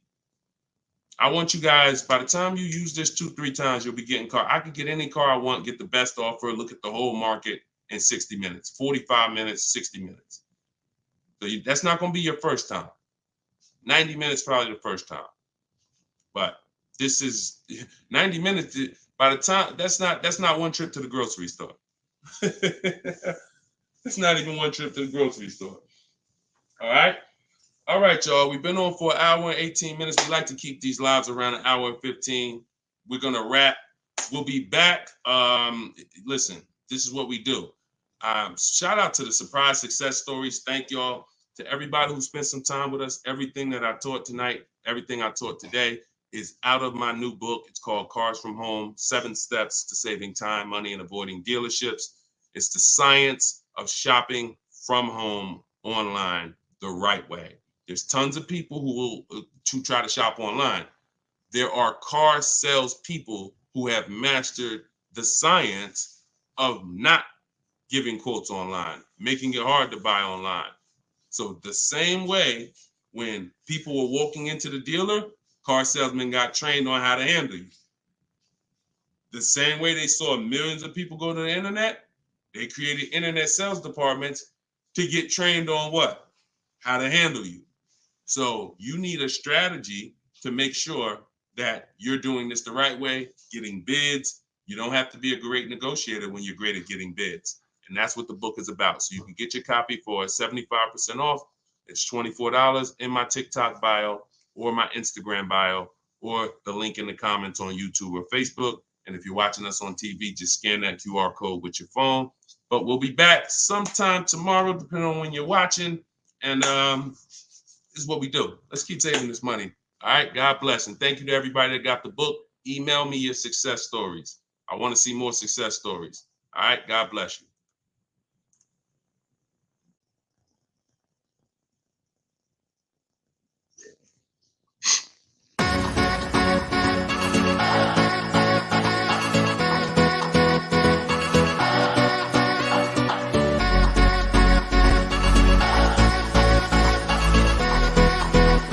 The worst possible thing you could say when you walk into a car dealership. I spent 5 years with Mercedes-Benz, 5 with General Motors, and the worst thing a person could say when they walk in is, if you could just get me to this payment, we got a deal. So your loan's probably still like 19, which means you got to pay to get out. You're upside down. It's called negative equity.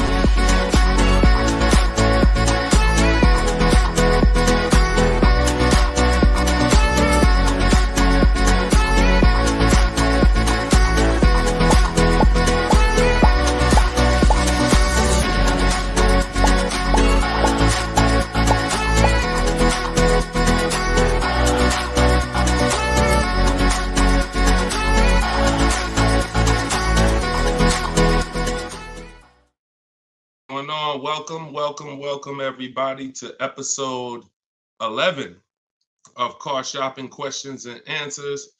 I'm your host, Deshone the Auto Advisor. I'm just sharing the broadcast onto Facebook. We're live on all 4 platforms: TikTok, Instagram, YouTube, and Facebook. We do these shows throughout the day, and we do lives. If you see the banner above me, that means you're watching a replay. If you don't see the banner, that means we're live. You guys can start sending your questions in, and we will get down to the order of business, which is making sure that you have the inside strategies, the best strategies to car shopping online so that you can get below market deals.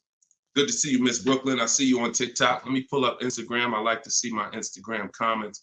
I got my man Dolan in the back moderating, and so he'll be pulling your questions in as you type them. If this is your first time on a live with me, can you type the number 1? First time ever on a live with us, can you type the number 1? And everybody who's been here, if you've been here before, can you type the word welcome so we can give a welcome to the first timers in here, to the people who've been here before. We got a lot of first time people. Good to see you. All right. And type a welcome to everybody who's been here before. Now, I always say you should share this with at least your best friend, because they will get upset with you if you start using these strategies, when you start using them and getting below market deals and they're out there fending on their own and overpaying. All right. So share this with your best friend. Now, just some housekeeping. I am the author of the new book, Cars from Home, 7 steps, not 70, 7 steps to saving time, money, and avoiding dealerships. We're rated 4.94 on Goodreads.com. So I appreciate all of you who have helped us get to this rating. I'm showing it right here. I think right now we're up to 35 ratings and 28 reviews. I appreciate everyone who's taking the time to review the book. So appreciate it. Everyone can get your copy of Cars from Home, my digital book, in my TikTok bio for 75% off. It's normally $97. You can also get it in my Instagram bio. And then we have a comment in the Facebook and YouTube section pinned so that you can get your copy for 75% off. And we also have the banner for those of you who are watching us on TV. You can simply scan that QR code with your phone to get your 75% off. It'll be in your inbox in 3-4 minutes. Now, something very important to know, that's only for 30 minutes. Once you visit that site, you'll see the 30-minute timer. Once it goes to 0, the price does go back up to $97. So get your book before the 30 minutes. All right. So come on in. Dolan, whenever we get the first question, you guys can start. We can start bringing them in. And what I always say is type your questions fast, stay by your keyboards, because we like to dialogue with you while you're on the show with us. Okay, Carm from TikTok said, would there be any benefit for me in turning my lease in early if I'm going to finance my next car? No, because a lease is a contract. So if when you set out, like with a finance, you could switch it in any time. So finance, it's your prerogative whether you want to, sell that car. Some of you may have been taught you had to kind of have your car. Some of you may have been taught you had to wait and basically have your title before you could sell the car. That's not true. You can sell a car that you own anytime you want, whether there's a loan on it or not. Now, in the case of a lease, it's not like that. You have a set term, usually 36 months, 39 months. We don't do 4-year leases. And so unless you can sell that car and break even through what we call the equity assessment process, where you're going to get cash offers, then no, there's not only is there no benefit, there will be penalties to you doing that. So that's the only way to get out of a lease early, is to sell your way out of it. If you turn it in early, all those payments will be due that you were responsible for. All right. And if you're going into a finance, I hope you're going from a short-term mindset to a long-term mindset. So hopefully you're like, okay, I plan on keeping my next car at least 8 years so that I can make sure I get the benefits of purchasing. There's no other benefit of purchasing, in my opinion. And look, if you guys want to throw some out there, there's no other benefit of purchasing besides the fact you can outlive the depreciation of a car. Paying the car off is not a benefit if you're still seeing massive depreciation. So if your car is losing thousands and thousands of value every year, thousands of dollars in value every year, but it's paid off, who cares? That's a loss. But with a purchase, you can hold on to the car long term, and then you'll outlive the depreciation to the point where the car is not losing value every year. It might lose a couple hundred. That's it, but not normal depreciation. So hopefully if you're switching from a lease to that, that's your mindset. Okay? Nothing else makes sense. Financial sense. All right, go ahead, Dolan. Next question. This one's from Instagram. Oh, wait, hold on. We got another one. Instagram. I extended my lease on my 2020 Jeep Grand Cherokee. I only pay about $270 and change a month, thinking I should buy it out. What are your thoughts? Why do we want to go from leases to buys? There are two totally different benefits. First of all, $270 a month, and I'm assuming you put money down, because even on a great lease deal, $270 a month is just not going to happen on a Jeep Grand Cherokee. So you paid that payment a little, you paid to get that payment a little bit, but yet and still, a lease is, the benefits of leasing are you're driving very expensive vehicles, brand new vehicles, $25,000, $30,000, $50,000, $100,000 vehicles for pennies on the dollar when you get great deals. You're literally driving them for 30%, 40% of what someone who purchases them is paying when you get great lease deals. What's the benefit of switching to a purchase? What's the benefit of buying a used car after that? Which is what you're asking, Patricia, is, okay, should I go from my lease to buying a used car? Because that's what when you buy your lease, that's all it is. You're buying a 3-year-old used car. There's nothing different than that. So if you are of the mind, and also to get a payment that is relatively low on a lease, you got to take a long, when you buy out your lease, you got to take a 6-year loan, especially with today's interest rates. You're going to take a 6-year loan. So you're literally paying on a car for 9 years. You're committing to a 9-year payment on the same car. Think about that. If y'all enjoying it, y'all going to spend some time with us. Could y'all tap the screen, keep running the likes up on TikTok? Appreciate you. All right. What's the benefit? So why are we doing this? And for the, all I do is I spend my time talking about numbers and thinking about financial ramifications, financial consequences of the decisions we make. And I try to explain them to you so that you can look down the road and see that this doesn't make financial sense for me to do this. So if you're looking at a $270 a month payment and you put money down, your best bet is going to be to shop for another vehicle, unless you want to keep the car a long time. If you say, Deshone, I'm keeping this thing 8 more years, then you can buy a used car, because the only way it's going to make sense for you to pay 9 years of payments on the same vehicle is if you keep it at least 11 years, which is 3 when you bought it, when you leased it, and then another 8 once you bought the lease out. 11 years. But you paid for 9 on the same car. So there's no good reason to do these things. Buying your lease out is the only scenario where you come in. I used to have people come in the dealer. Some of you who are new to the show, I worked for Mercedes-Benz for 5 years. I worked for General Motors for 5 years. I had my own new car brokerage for 4 years. So I've been in and around cars for the last, since 2006. People would come into the dealer and say, they had a car that they bought brand new. I want y'all to listen to this and stay by your keyboards, all right? Because I'm going to ask you a question. Somebody comes in a dealership, they're looking to replace their car. They say, Deshone, you know what? I want to trade this in for something different. I say, okay, how long have you had it? I had it about 5 years. Oh, so you bought it new? Yeah, I had it since it was new. Okay.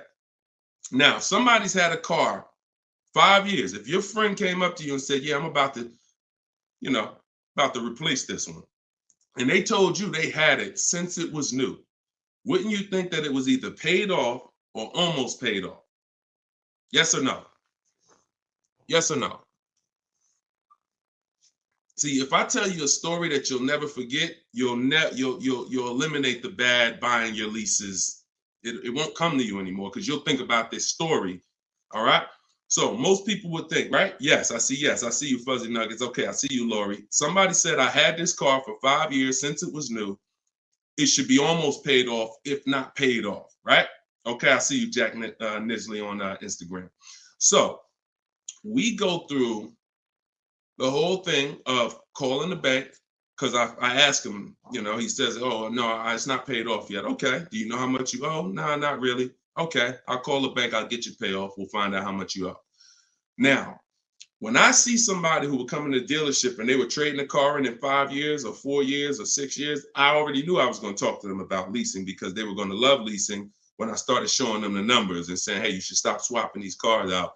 So that's what I'm prepared to tell them about. You're going to lower your payment, and anything your car is worth. If your car is worth 15 grand, most of that is going in your bank account.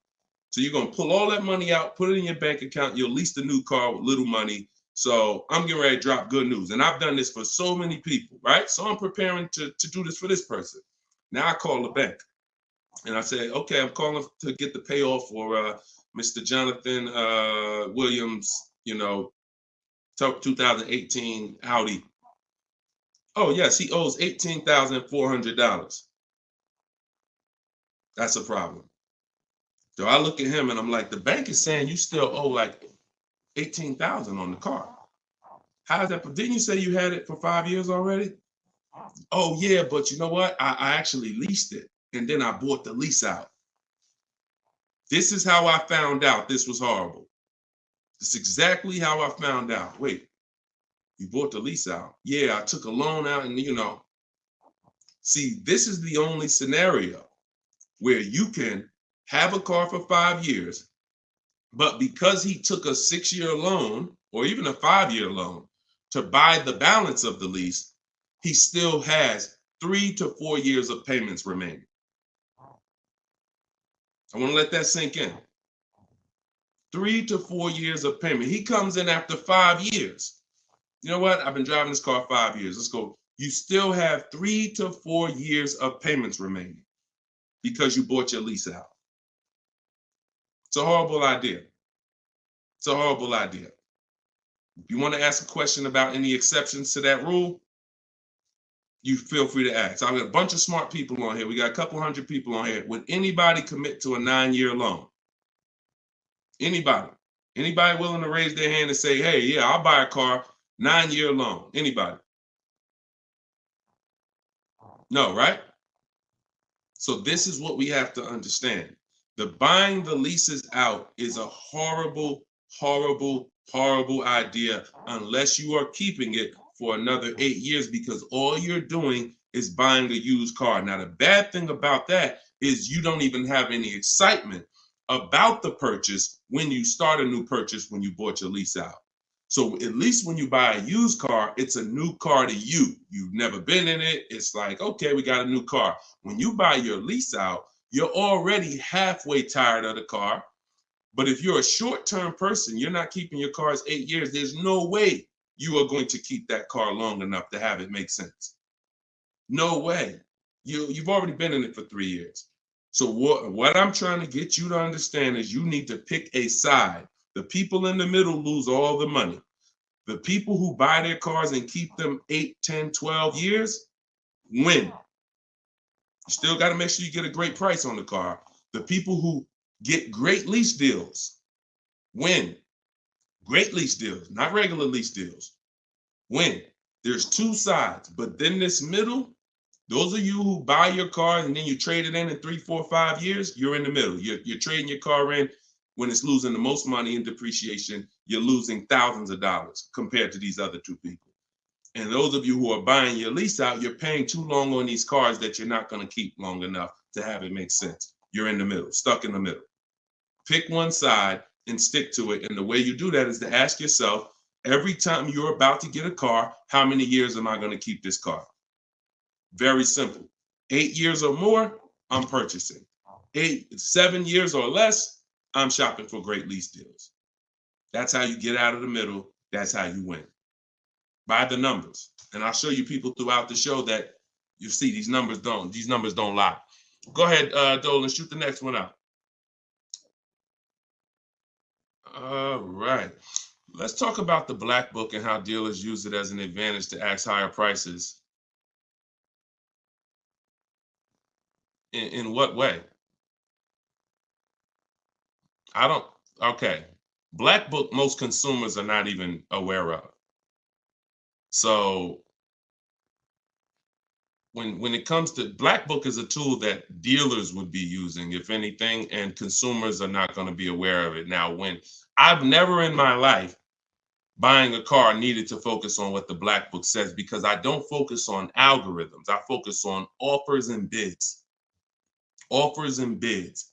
Even when you go on those websites where you're shopping for used cars, because this is a used car question, you'll see Car Gurus, Kelly, Auto Trader, Cars.com. They give you a algorithm-based opinion. Good deal, great deal, fair deal. That's an algorithm-based opinion because they're not actually doing it like real estate, which is based on comparable sales. So it's all it is an algorithm based on all the cars that are on this website. This is considered a good deal. Now, here's the problem. They don't know what the original price of the cars were. So they're going off of an artificial market system. So if I just take everything on my website and then say, based on everything on this website, this is a good deal, but I don't know the most important thing, which is what I teach. This is in my book. This is everything I talk about you need before you can buy a used car. I need to know the original price. So the car that I ended up getting, which was a 2021 Infiniti truck, they said that was a fair deal. I'm looking at it, and that's why I ignored it. So I don't even pay attention to it. But when I'm looking at these top 4 Infiniti trucks, they all look the same. They're all white. They're all the same year, 2020 at the time. It was 3 years old at the time. They're all within a couple miles, 26,000 miles to 36,000 miles, similar miles. So, and they're all asking between 30 and 32,000. So that's confusing for someone who's going to, now that's why they give you the algorithm, because what they're going to try to do is try to end the confusion so that you don't stay there and you buy something. But no, what you need to do is you need to get the original window sticker of the car. Now, Carfax has agreements with some dealers, some brands. But once I got the original window sticker, here's how the clarity comes in. What I just told you is the scenario that most of you who shop for used cars online, you've encountered that. I'm looking at 4 cars. They all look similar miles. They're all asking within, $1,800 of each other. How do I pick the right one? Right? Normal question. Once I got the original window stickers, what do I see? Well, one of them is $46,000 brand new. One of them is $48,000 brand new. One of them is $52,000 brand new. One of them is $54,000 brand new. And that's the one I got. Type clear if that just clicked for you. See, when I'm looking at the algorithm-based price, now you're telling me, oh, well, these cars are within $2,000 of each other. So really, no matter which one you pick, you really did okay.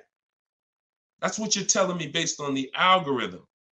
But based on the facts, if I accept the one for the lower price, because I think, oh, well, they're all the same. But that's the one that was $46,000 brand new. And the other one that was $54,000 brand new, that had all this special equipment in it and features and all types of nice stuff in it, that one they were asking $1,500 more. So I lost if I picked that lower price one. That's why we don't get stuck on these algorithms and black books and anything like that. We go to the market, we see what the low side of the market is, and then we're going to obtain the Carfax. I have a couple ways that I like to do it. Either through the dealer's website. I'm going to get the original window sticker of the car, and I'm not going to buy a used car without having the original window sticker of the car. How do I know what's in the car? Forget what the dealer's discounting. See, listen, my mission is to show you the science of shopping from home the way I teach, because my way is a science. It's not random. It's actual steps. They don't change. It's a system. McDonald's. Drop the nuggets in for 5 minutes. When you hear the beep, take the nuggets out. They're done. Don't do anything that I don't tell you to do. That's my system. Now, the other ways is the other part of my mission is to show you the hidden money that you haven't been trained to see in your car deals. And this is the hidden money. Looking at things that don't matter is the distraction. It's the time waster. What matters when I'm buying a used car, when I need to know whether I'm getting a great price on it or not, is how much it was originally. And what is the discount off the original MSRP? That's all that matters. That's all that matters. Okay? Different way of doing things. Different. And this is how I want you moving. Go ahead, Dolan. Next question. What's up, Andrew? YouTube, I see you. I'm going to lease a 2024 pickup, but I want to have a hard cover on it. Should I search for a truck with a hard top, or can I have one installed while I'm leasing? Would that affect my lease? Great question. Usually anything, I mean, if you can see, here's the thing about seeing a truck that has it. A truck that has it, that option is going to residualize into the lease. What that means is, if it's a $1,500 hardcover, you don't pay $1,500 for it. You pay the percentage based on the lease. You pay the percentage you're using. Now, if you go and you put a $1,500 cover on it, aftermarket or after the lease is sealed, now you're paying the entire cost for that. So my first goal would be to try to find one that has a hard cover built in and on that window sticker, because everything on that window sticker is going to residualize into the lease. Okay, good question. Good question. Go ahead, Dolan.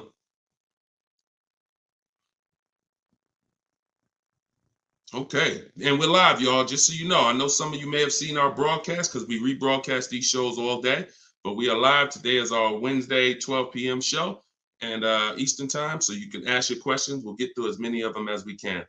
All right, Instagram, what's going on? When you negotiate a lease, are you negotiating the price of the car or the lease payment? Okay, so here's the format you're going to use when you are getting your lease offers.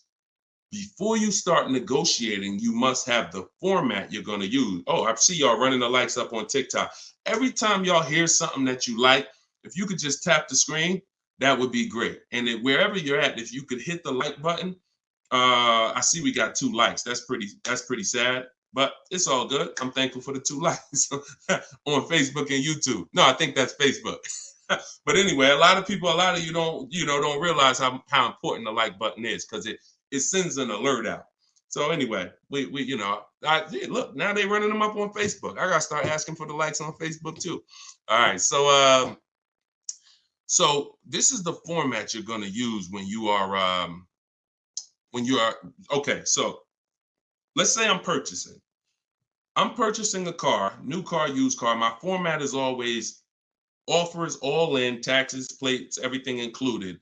That's the format. Forget negotiation.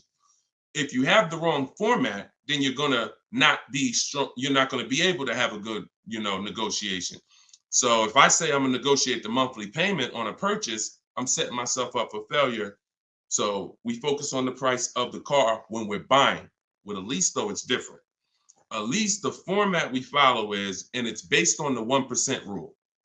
The 1% rule is what was used to basically, the 1% rule was a judge for great lease deals since before I even got in the car business. I don't know how early I heard about the 1% rule, but the people who had been leasing, savvy leasers, people who knew their stuff, they knew about the 1% rule. So if your payment was 1% of the MSRP, no money out of pocket, then you just won. You stole the car. So great value. You're paying $400 a month for a $40,000 car, 3 years. You're paying like 15 grand. It's ridiculous to drive that much car for that low amount. Now, ever since so let's continue. Hold on. So that's the format we want to follow, because what we're now trying to see is it going to be a great deal? A steal, which is under 1%, is a steal. I call 1% to 1.5% a great deal, and then over 1.5% is a bad lease deal. So we're looking to see, but we need to follow that formula, that format, so that we can judge. And what that is we get our offers with first month's payment total out of pocket. Listen, we do not say the word down payment anymore. I want you to eliminate down payment. When you're shopping, I want you to eliminate the word down payment. Because who's had this happen? Be honest. You come in, you're talking to a car salesman, you're like, okay, I can put $2,000 down. Now, later on in that transaction, you end up finding out that the $2,000 down didn't include tax, didn't include the fees, and now they're asking you, well, how do you want to take care of those? Who's had that happen? Type me if you've had that happen. Oh, I thought that included everything. Now, I thought, 2,000 was like, or they'll look at you and give you a quote and say, okay, yeah, your quote is 2,000 down, X amount per month. And then you get up there and you say, hey, oh, yeah, it's 2,000 down, but you got to pay for your plates and then you got to pay for the taxes, or do you want to put those in the payment? So whenever you leave these things to chance, you leave an opportunity for you to, be surprised, and we don't like surprises. So what we say is total out of pocket or total due at signing. Either way, this is the amount that I'm coming out of pocket with. Everything else needs to be included. So we're doing our lease quotes with total out of pocket, only our first payment. Because when you lease, you pay your first payment and then you drive off. It's not like a purchase where the payment comes 45 days later. It's pay your first month's lease payment, then you drive. So that's all we are paying. That's it. First month's lease payment. Now, I'm not telling you that's all we will pay finally. You can keep that question up, Dolan. I'm not telling, because I want people to know that what question I'm answering, even though it might take 2, 3, 4 minutes to answer it. So there's plenty of scenarios where we are going to put money down. Once we have a great deal, we might want to lower that payment. So there's nothing wrong with putting money down as long as you know the risk and as long as you know, okay, I already got a great deal. You can't buy your way to a great deal with a down payment. You can't say, oh man, I don't like this deal. Man, all right, show me what it looks like with $5,000 down. And then they're like, oh, okay, yeah, I like that payment better. Let's do that. No, you're trying to buy a deal. You have a deal before the down payment comes in. The deal is based on how much of the car, that 1%, 1.5%, 1.2%, under 1%, that's the deal. If you're at 1.7%, just because you gave them $4,000 down and now it's at 1.5, no, that's not how we judge it. You bought your way to that payment. You're paying overall too much for the car. So that's the format we use. First month's payment total out of pocket, 12,000 miles per year, all taxes and fees rolled in, and we get at least 5 quotes. At least 5. You are not going to get to the money without at least 5 quotes. It's not going to happen. It's not going to happen because 80%, I work with thousands of people all around the country. Some of y'all saw my group. We got 1,600 people in my private group. That's, we have a couple thousand people, 4,000, 5,000, 6,000 people that have my book. So I get data from all around the country. I know you need at least 5 offers.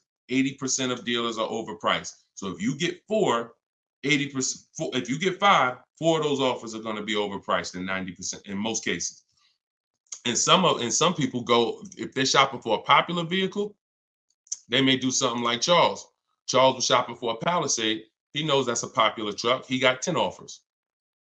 And when you use what's in my book, for all of you who like Deshone, I want that book. It's $24 if you get there for the 75% off. In there is my scripts, and it's the way we contact dealers online to get offers online. We always get our offers online. We don't talk. I'm not giving you scripts to say, hey, yeah, all right, I gotta remember what Deshone told me to say. No, we are online. They're online scripts and templates, because if we talk, we're messing up. Whenever we're talking to a salesman about numbers, you're not following what I teach, because I'm never gonna be in that position. I'm never gonna tell somebody to be in that position. Everything we do is online, but you must get 5 offers at least. And you see, Charles got the Palisade, $48,000 truck, $597 a month. It's people on here. It's probably people watching this broadcast that's like, I got that same truck, Deshone, and I'm paying like 7, 8, 9. It is what it is. You need new strategy. So go ahead. That's how we format leases. And once you get your offers in that format, Nicole, now you can start to compare the offers, and now you can start to negotiate if you want to make, because we always make counter offers. Whenever someone sends us a quote, we always make counter offers. In fact, I have a calculator that you put the offers in and it tells you what you should counter. But if you're going to do it your way or my way, it doesn't matter. We always make counters and then we settle from there. That's how we negotiate. Right format, then we do our counter offers. That's how we negotiate and get these deals. All right. All of this is in my book. For those of you who haven't gotten there yet, or those of you who just jumped on, it's in my TikTok bio. It's in my Instagram bio. There's a website there. You just click that picture of me. You won't leave the broadcast. Click the link in my bio and click the button that says 75% off the new book, and you'll have your copy in your inbox. You can use all of this stuff forever. And it's a digital book. Some people say, Deshone, is it in print? You don't want to print the book? No, because I can't update it. If I print the book, every single new thing that happens, I gotta remake the book. And now you got Cars from Home Volume 1, Cars from Home Volume 2. Every year I'm putting out a new volume to update it. No, with the digital book, we can update it all day long. So it's really a one-time purchase. So in the Facebook and YouTube comments, you guys can get yours, and you can win. Go ahead, shoot the next one up, Dolan. Okay, Sierra on Facebook. Even if you're getting another lease, will you still owe the remaining payments? Yes. Yes. Look, it's a bunch of lies. I know people have told you that if you now let me preface this, because what she's asking is, see, a dealer that you did business with may make it look like if you come here, we'll get you out. Who has dealers calling them right now telling them, hey, come on in, we'll get you out. We'll take care of the old payments. We'll get you out of your lease early. We'll buy you out of your lease. Or if you got a car and you're not leasing, they're like, hey, we need your car. Hey, come on in. We'll make a deal. We'll keep your payment around the same on the new version, all of this stuff. Okay? So I want to talk specifically about what happens. First of all, that's a computer generated letter. So when you see, hey, Rico, my manager just saw your 2014 Saturn Ion. Man, I have a customer looking for that exact car. That's all a computer rated. That same email, that same letter goes out to 10,000 people at once. Okay, so don't. So understand that. Now let's hone in on the people who they hit you with I'll get you out of your lease early. There's only one way where payments are going to be waived, because the dealer can't waive payments. Only a bank can. So if you're with Honda Financial, if Honda Financial decides they want to do some type of loyalty program where they waive remaining payments, and it's usually 1 or 3. The most I've ever seen when I was with Mercedes, there was some cars they wanted to get back. They did 5, but that was it. And that went away. So, even from 2019, I didn't see payment waivers on leases because I don't know, for whatever reason. I saw them early in my career with Mercedes, but not later. They went away. So what they'll tell you is we can get you out early and we'll take care of the payments. If they don't have a payment waiver, then they're rolling the payments into your next lease. And what they'll depend on is you're just so desperate for a new car that you'll just take it and you won't ask any questions. But when you shop the way I'm telling you to shop, which is we don't give our old car to the dealer until we make sure we can't make money. We don't just drop off a lease at a dealership. We do an equity assessment to see if there's any money in the lease that we want to make sure we don't give to the dealer. Because if you drop off your car and it's a lease and the dealer runs your payoff and they see, wait, the payoff is 18, but the market value is 21. Let's buy that. We'll make that and we'll keep that 3,000. If they're going to do an equity assessment, see, here's what's crazy. And here's what you got to understand. They're doing an equity assessment regardless of whether you do one or not. We're going to do one.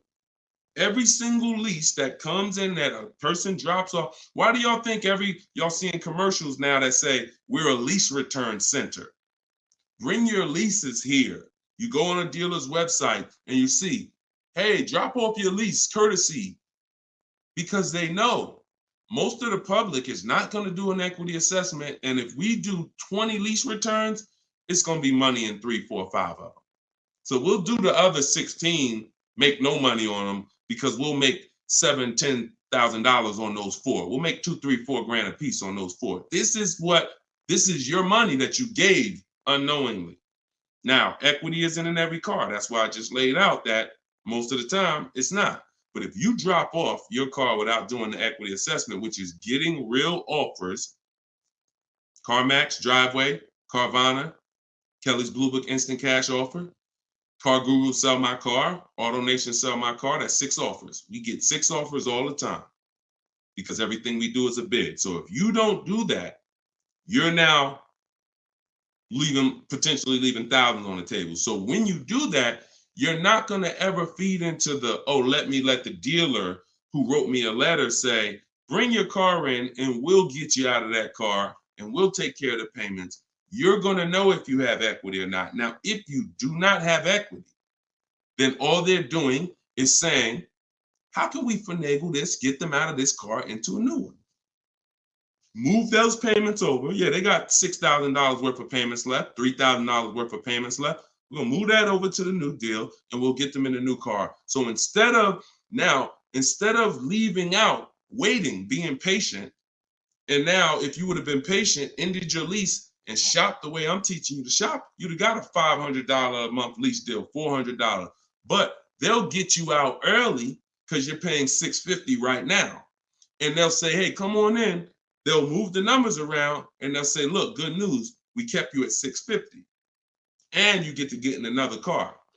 But the reason you're at $650 and not $5 is because you have thousands of dollars from your old lease that has now been built into that new lease. And this is how payment buyers lose. Payment buyers lose all the time like this. Hey, yo, what could you get me to on that car? How much that lease for a month? Oh, how much could you get me to on this car? Yeah, I could put like $3 grand down. Payment buyer, you lose because you don't really see the numbers. So you stick around, you use what I'm teaching you, you'll see the numbers and I can't reveal these things to you. I can only tell you they exist and give you the strategy. You don't believe it until you've seen it for yourself. All this stuff sounds good. If you've never used my stuff, this sounds good. You don't believe it yet. You hope it may work. Anyone who got my book, you're hoping this works. But once you use it, you're a believer. It's a difference. So we got, look, this is Tiffany. Tiffany wrote, she got the book. She sent me this the other day. She said, look at my deal. $44,820. I told you, everybody who has my book, I told you, email me your deals when you get your card. Look, $44,000 sticker. She got a $6,530 discount.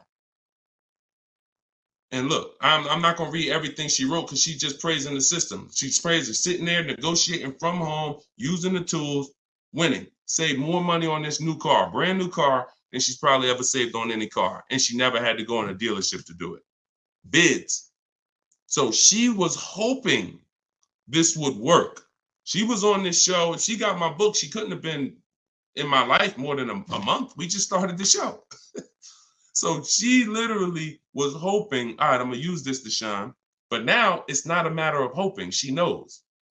That's where you got to get. So all of this stuff I'm telling you, you got to prove it to yourself by the actions you take. And once you see how overpriced these deals have been that you've been considering, you'll understand, wow, I'm never going in a dealer to get my prices again.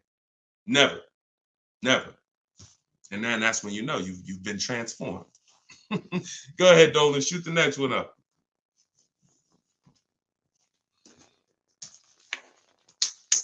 All right, Instagram. What's the best advice you can give to get the best deal on buying a car cash from a dealer? Forget how you're paying for it. Get bids. How you're paying for the car does not matter. See, people will walk in. If you walk into an 80% dealer with cash in your pocket, you're going to lose. Vicky, it's in my TikTok bio. She said, I want your book. Just click that picture of me. You won't even leave the broadcast. Everybody on Instagram, click the picture of me at the top. You'll see a website there, a little link. Click that. Get your book in literally 60 seconds and you come back to the broadcast. So how you're paying for the car does not matter. So people walk in and say, yeah, look, I'm paying cash. What's the best price you could do on this car? If you're in an 80% dealer, you there's nothing you can do. They can knock off because they're so high, and the discounts they're going to give is so. The only way they're going to give you big discounts is if they start at very high. If they got $5,000 of market adjustments, then yeah, they could say, look, you got me down. Look, I gave you 4,000 off. And I don't give anybody 4,000 off. This is a popular car. They're still using they'll still tell you on, hey, it's not a lot of cars out there. They're still running with that story, because if you believe it, they won. I told you, the name of the game with car sales is not you winning, it's you thinking you won. So they'll throw stuff out and they'll make you think you won, and it's based on what you say. If you come in saying stuff like, man, you know what? I've been to 2 dealers. You're the first person that got this car. Okay, you're going to pay me more for that. I'm just telling you how the wolves think. I've been next to the wolves long enough to know how the wolves think. So everything you're saying is working against you and you don't even know it. Man, I need a car this week. You're going to pay more for that because you can't say no for long. Oh, I need shoot, man, I went to another dealer, man. They gave me this quote. That quote was so high. I was like, nah, I'm not buying from them. Okay. I'll be a little lower than them, but not much lower. So this is why in my system, you don't talk. I'm not teaching. Y'all never have heard me ever say on any of my videos, remember to say this when you're in the dealership. Remember to say this when you're talking to this person. Because that's a losing battle. Everybody that's been trying to teach you that has failed you because you can't win dealing with a trained salesperson that sells cars 5-6 days a week, negotiates 3-4 times, probably 10-15 times a week. So when you talk about what's the best advice for someone paying cash, the best advice is to realize how I'm paying for the car is not important. Who's going to sell me the car for the lowest price is what's important. If I'm buying a used car, who's going to sell me this used car for the lowest price? That's what's important. If I'm buying a brand new car, which dealer out of all the Nissan dealers, I want a Nissan, which Nissan dealer is going to sell me this car for the lowest price? That's what's important. That's what's important. Separate the transaction, separate the acquisition of the car. And then I would tell you the same thing if you were talking about monthly payments. Monthly payments is not important. What's a good monthly payment on this car that I want? Before you think about the loan that you're putting on the car, which is what you're talking about, which is why we separate our transactions. We get bids when we sell our car because we don't trade. We get bids when we're buying our cars. We get bids when we're getting our loans. Separately. See, car dealers have taught you to give them 3 transactions. You're going to buy a car, you're going to trade your car into us, and you're going to give us the loan. That's 3 transactions. There's money in each one of them. So any transaction that there's money in, we're bidding it out.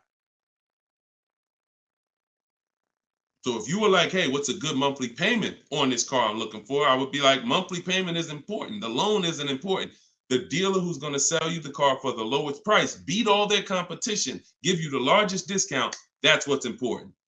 Then you drop the money. Clear? If we clear, if y'all clear, if we're following, if you're getting value out of the show so far, if you're loving the show, type a $ and let me know. All right, Dolan, next question. If you're getting value, everybody following, type $ if you're following. Skinner, what's up, my man? Good to see you. Okay. All right, this is Miss Brooklyn. All right, I see you. Maxine, I see you. TikTok, Glenn Wright, I see you. All right. Hold on 1 second. Instagram went down for a second. I like to get them down here. All right, I see you, Simply Elegant NJ. Okay, so Miss Brooklyn on TikTok. May I ask, my lease got totaled. Is there any good in that? I have 4 months left on my lease. Not really. The only time it's good when the lease gets totaled is if you rolled a lot of negative equity into that lease to get out of it. So if I went from a finance and I had a bunch of, many of you, once you learn that, if not leasing has cost you money, and big money. I cannot downplay this. Big, huge money, thousands of dollars, probably $4 or $5 grand every single car. Plus, you're not driving the cars you could be driving. So on top of that, just the money you lose is $4 or $5 grand. Then the cars that you're not driving is you can't put a price on that. You're driving an older car versus somebody who's driving brand new cars that are under warranty. So, but many of you, once you find out that you bought into a lot of bad advice about leasing, you're like, and we've had those questions come on the stream very regularly. Deshone, should I wait? I know I need to lease now. I need to be leasing, but should I wait or should I just transition now? It's always transition now. There's no benefit of waiting. Once you know you're not keeping your car 8 years, you're not going to outlive the depreciation. I need to be moving into a lease now, into a better financial structure, better vehicle. So if you move, some of you, when that happens, you're going to have 3, 4, 7 grand of negative equity that you're moving over because you're a short-term person. That's the only benefit if the lease is total, because all that negative equity gets wiped out and you get to start fresh. Now, if you put money down on a lease, these are the risks of putting money down on leases, and you need to know them. If your car is totaled or stolen and not recovered, you don't get the money back. So it's very important to assess the risk. I talk about this in my book. I talk about everything in my book. There's nothing that I'm talking about on this show that's not in my step-by-step book. So in fact, everything I'm teaching you is out of my book. So when you look and say, all right, should I put money down? Then you assess your risk. How many vehicles have you had stolen in your life? If the answer is 0, then chances are you won't have a vehicle stolen. If you say, man, I've had 2, 3 vehicles stolen, then I wouldn't put money down. I wouldn't put a lot of money down because the odds of you getting another vehicle stolen seem to be high. And if your vehicle gets stolen and they don't find it and you put $5 grand down on your lease, you're not getting the money back. Now, the opposite, the other end is if the vehicle's totaled, like you experienced, Ms. Brooklyn. If the vehicle's totaled and you put $5 grand down, you don't get the money back. So you ask yourself, how easy is the vehicle to total? If you got a Honda Civic, a Toyota Corolla, small SUV, something that's easy to total, then I wouldn't be putting money down on that lease. I wouldn't put a lot of money down. I've had people put money down on SUVs and bigger sedans and bigger, S-classes. When I was at Mercedes, people would lease S-class for like $1,400 a month. They put money down to lower the payment. I've had people put 7, 8, 9, 10 grand down on a lease on an S-class because they know it's hard to total an S-class. Like you have to be in, God forbid, a once in a lifetime accident to total an S-class. So that's what you do to assess your risk. And what you're doing is you're always shopping your leases with only first month's payment due at signing. Because if you can get a car that has everything you want, and once you get all your offers, if the monthly payment's in your budget with no money out of pocket, then that's what I would do all day long. That's what I would do all day long. But sometimes people will get like a lease and it's a great deal. It's under 1.5%, but they're like, you know what? Payment is like $600. I want to lower that to like $500, and they'll put $3 grand down to lower it, $3,500 down to lower it to $500. But that's a decision you make only after you assess the risk. But in your particular case, if you didn't put a lot of money down, then no, you're just going to start fresh. You're going to shop for your lease, and that's it. Good question. All right. Yes, under 1%, we call that a steal, Skinner. Absolutely. That is a steal, not a deal. Go ahead. And we get steals. Some people may say, look, man, how do you see steals? We already know. Look, we get steals. When you get bids, you'll see some steals depending on the lease program. Farina just got her Jeep Grand Cherokee, $66,000 Jeep Grand Cherokee, $579 a month. $579 a month. 0.88%. Sitting at home getting bids. All right. Go ahead. Next question, Dolan. Shoot it up. This is Byron on TikTok. How long should you wait to refinance after the purchase date? As soon as it makes sense.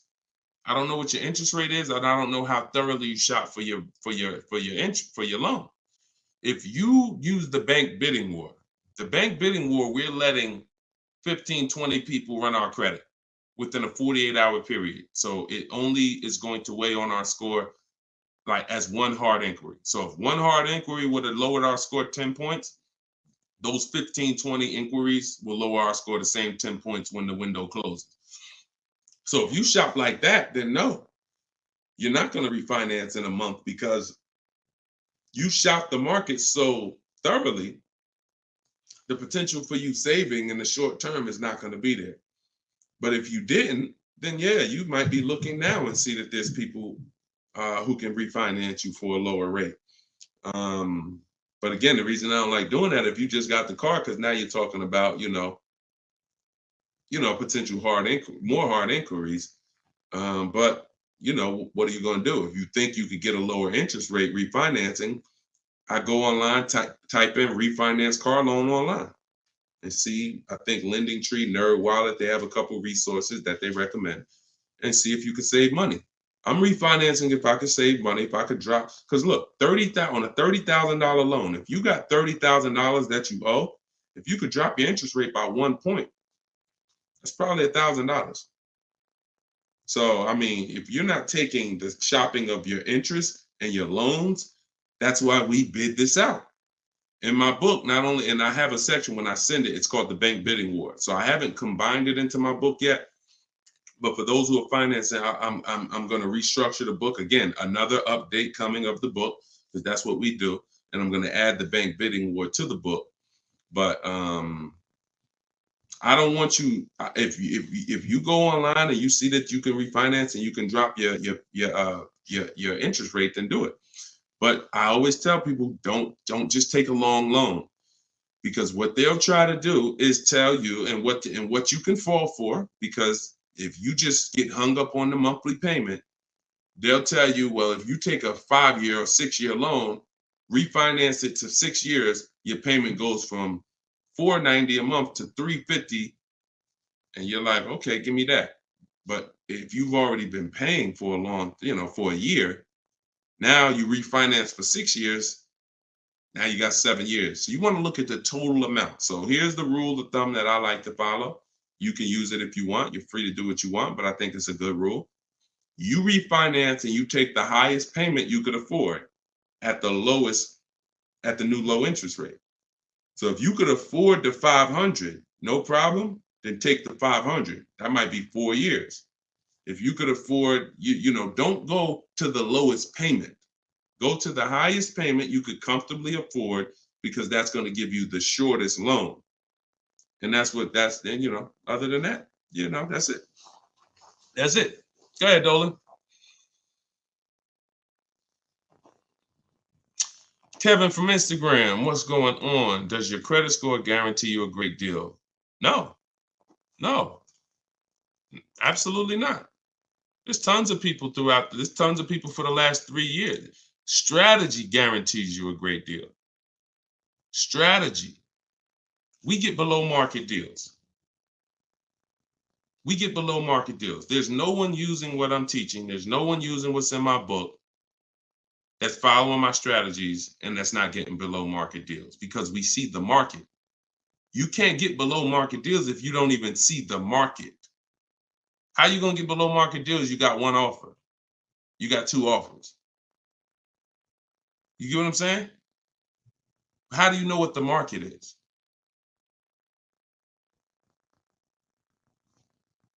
In order to get below market deals, you must have a strategy that allows you to see the market. See the market offers. See the widespread. Look at used cars and say, man, this is everything within 100 miles of me. Narrowed down, blah, blah, blah. I see the market. So, and there's people with not great credit that are going to use the strategies to buy at a below market price. So strategy is what gets you below market deals. You can have great credit all you want. You have no strategy, you will pay market value or higher. Because below market deals are reserved for the people who have the strategies to get them. Nothing to do with credit. Nothing to do with credit. I tell you, if you have bad credit, your goal should be the only people I'm overpaying, and I'm not overpaying because it's all I qualify for is my loan. My bad credit is not between me and the dealer I'm buying my car from. My bad credit is between me and the person who's lending me the money to buy the car. If below market price on this car is $18,000, if I don't have any strategy, then I'm going to go in and I'm going to buy it from them with bad credit and end up paying 21 plus the high interest rate, bank fees. And not only did I overpay for the car, but now I'm paying 15, 20% interest. That's what most people do. No strategy. So people with no strategy get killed two ways if they have bad credit: the loan and the price of the car. But when you have strategy, the only person who you should be paying more than average is the person who lent you the money. But they should be looking at you and saying, you got a great price on the car. Goes back to what I said about 15 minutes ago on separating our transactions. We separate our car purchase from our loan. The dealer who's going to sell us the car has nothing to do with the person who's giving us the loan. These are two separate bids. So my loan, because my credit's bad, is going to be a higher interest rate. Understandable. But I'm going to use the bidding system, get multiple offers, and I'm going to get a great price on the car. Separate. All right. It's a good question. It's a good question. And I'm sure a lot of people had that same question, Kevin. Go ahead, Dolan. All right. Appreciate y'all running the likes up on TikTok. If y'all can keep tapping the screen. Thank you, Ambitious73, for sharing the broadcast. Shout out to the sharers. On Instagram, y'all see next to the comment section, there's something that looks like a little paper plane. If you hit that, you can share this with a couple of your friends. You should certainly be sharing this with your best friend because they might not be friends. I'm going to be honest with you. If I had a friend and he was watching this stuff, shopping for cars, and didn't tell me about it, and I went out and I just went and if there was this new way to car shop to save all this money and he didn't tell me about it, I'd be a little upset, especially when I bring my car home and realize, dag, I overpaid for it, $5,000, $10,000, or dag, I didn't even know about leasing. You know, my parents told me, man, I should never lease. Oh, you don't listen to this guy, Deshone? Nah, man, I don't lease stuff. No, you need to listen because if you're not keeping cars 8 years, he's going to show you why you're overpaying by thousands of dollars by not leasing. It's not even close. Oh, for real? All right, I'll watch him. Then next thing you know, he's seeing me, but he bought a used car last year, or he bought a car that he's now in a finance with, and he's like, man, how long you been watching this guy? Man, I've been watching him for 2 years. You couldn't tag me in a video? You couldn't tag me how many people come on my stuff and say, Dad, I wish I would have saw this before I got my car. We're trying to prevent that. I don't want your friendships destroyed. Not only am I trying to save households financially, I'm trying to save friendships. All right, go ahead, Dolan. All right, we got the next one up. Jason, should you use MSRP minus dealer incentives to calculate the 1% rule or the MSRP without the incentive? Nope. MSRP. I showed y'all this the other day. I'm going to show y'all this again. Well, I showed people on the broadcast the other day, right here. Just let me remove that question so everybody can see it. Just take that question down real quick, Dolan, so everybody can see this window sticker for me. All right. See right here? Total MSRP. That's what you use. That's what you use. So the reason why you're using the total MSRP is because once you use if you're on TikTok, you'll see it on the rebroadcast because we rebroadcast these shows throughout the day. Once you see the MSRP the percentage is what's going to change. based on the offer the dealer made you. We do not change the, we don't calculate our formula based on the selling price, because the selling price, when it's adjusted, it's going to change the percentage overall. The selling price is what's going to dictate whether it's 1%, 1.4%, 1. So the selling price, once you take the monthly payment and divide it into the total MSRP, it's going to tell you, okay, who gave me the biggest discount? The lower the percentage, that's the dealer that gave the biggest discount. It's reflected in the percentage. So we don't have to adjust the MSRP. The selling price, if they took $15,000, look, they took a crazy amount of money off for Greg, $56,000 MSRP. He got a 0.9% lease. Matter of fact, let's look at Kimberly. Kimberly, she got a Maserati. She got a $91,000 vehicle. She ended up getting over 20 grand off. Over 20 grand off, getting bids, saving more money at home than everybody saving in dealers. Can't get these types of deals in dealers. So $86,000, then she got a $66,000 offer. So they were taking $20,000 off. And then the car that she ended up getting was this one. And look, when you see 1%, when you see a low, that means all that discount that they took off is reflected in the percentage, because the percentage is what you are paying relative to the MSRP. So no, always use the total MSRP like I just laid out. Okay, that's the formula. All right, go ahead, Dolan. Great questions today. We're getting great questions every day. I'm enjoying it.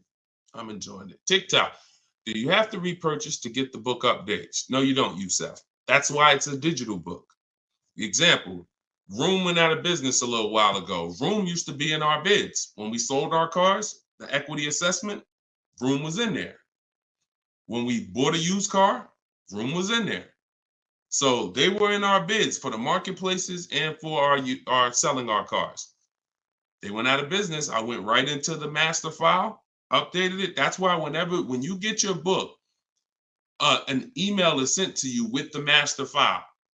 You don't want to ever lose that email. Even when you download the book to your computer or your phone, don't delete the email, because the email is what I update that will actually be what you refer to. So when you come back a year from now and you use it, you'll see, oh, shoot, this is different.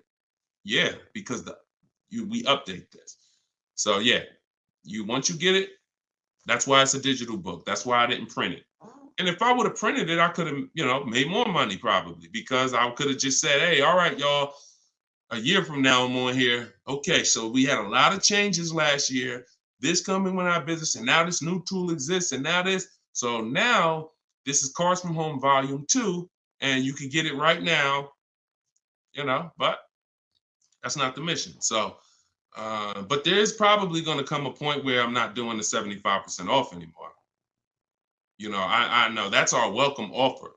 So, I mean, those of you who come on and look, $97, we've had people pay $97, not ask any questions, because if they use the book, they're not even asking any questions. If they use the book, it's like $97. I would have paid $900 if I knew what this book was going to do for me.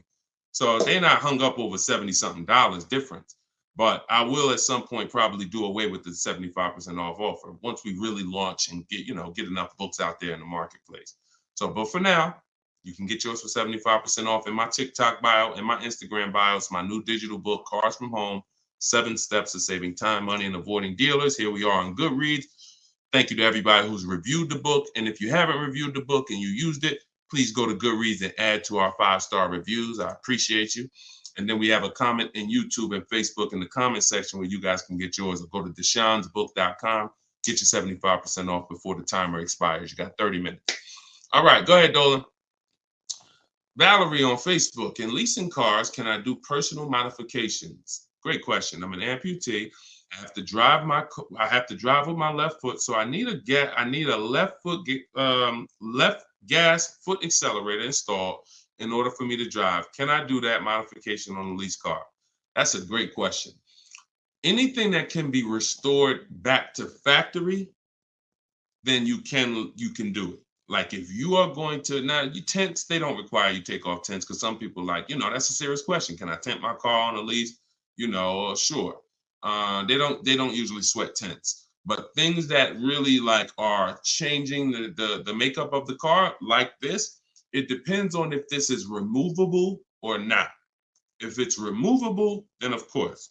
If it's not, and it's a permanent adjustment, then I would say no, because they're going to bill you for that. And so what I would do if I'm you is I would only be, if you're not keeping your cars 8 years, now the mission is still to beat depreciation. To beat depreciation.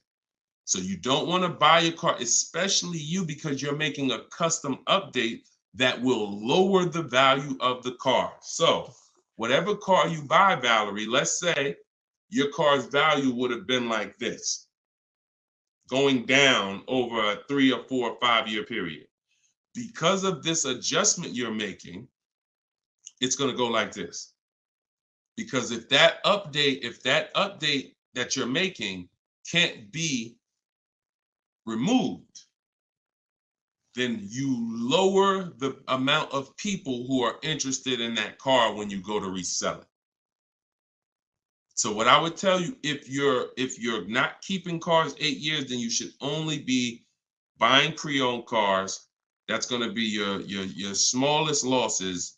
Don't buy new, because when you, again, buying new and you doing your modifications on them, you're going to destroy the value of the car. You're going to lose so much money in depreciation and resale.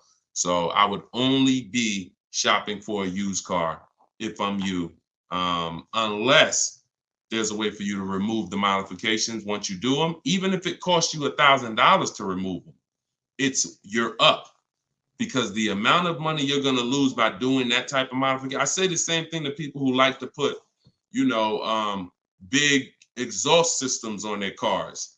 That's valuable to you, but you're lowering the value of the car because that's not valuable to most buyers. So if you spend $3,000, $4,000 on a fancy exhaust system and all of that, not only are you not getting that money back, you're lowering the car's value overall.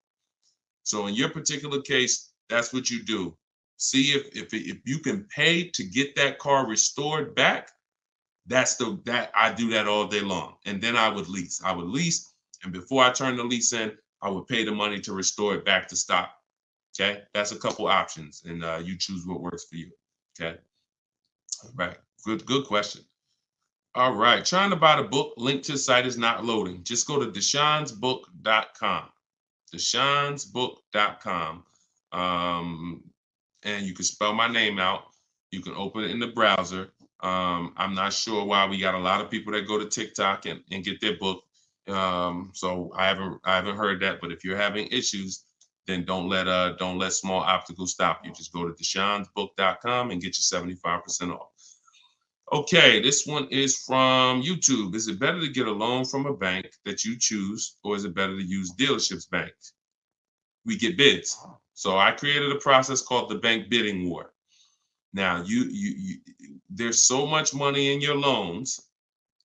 There's companies that want to give loans. They don't sell cars. So that should tell you something. If there's plenty of companies in this world that want to loan money, they don't sell cars, then that should tell you there's a lot of money in the loans. So what we're doing is we're doing a bidding war, because everything we do not shake hands with anybody without a bid on anything. I'm not giving my old car to you without a bid. I'm not getting a loan from you without you winning a bid. I'm not buying a new or used car from you without you winning a bid. So we're not doing the bidding process until after we find the dealer who's going to sell us the car.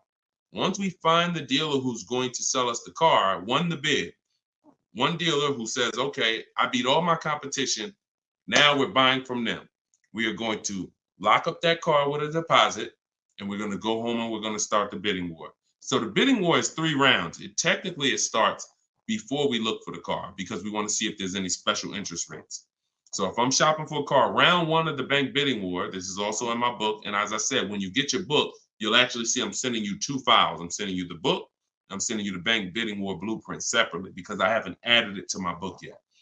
But Round one is to see if there's any special interest rates, because if the car I'm looking at has a 0% interest rate from the manufacturer, or 0.99% or 1.99%, everything else is eliminated. There's no reason for me to look anywhere else. Now we always have to see what the term is, because sometimes they'll say 0% for 36 months.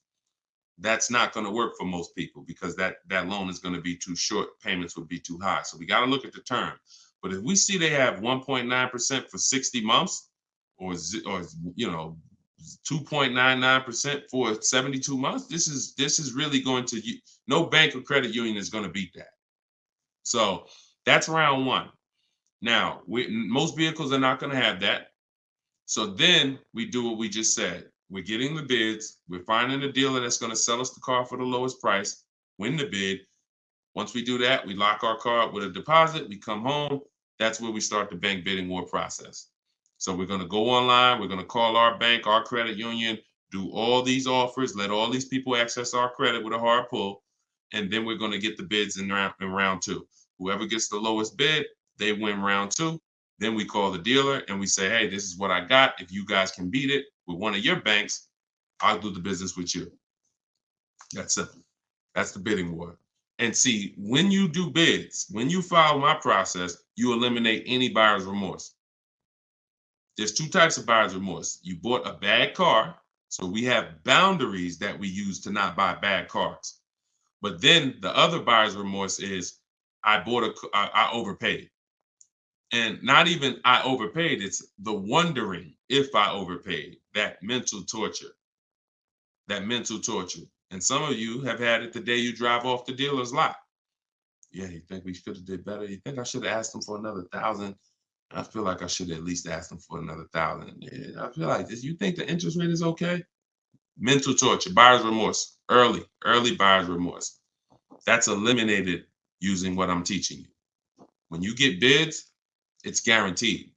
We guarantee we get the most money for our old car. We guarantee we get the best price in the market on our car we're buying. We guarantee we get the lowest interest rate. It's guaranteed. It's a totally different thing. And the only way we do it is through bids. So that's the bank bidding war. And even I think who used it? I think Tiffany, when she wrote in, she would say something. That's what she was writing about in the end of her email she sent me. Send me your deals, y'all. I always want your deal. I say when you use this stuff, you use what's in my book. Email me your deals. You'll have my email, because when I email you the book, you'll have the email you can send your deals to once you get them. But this is what she said.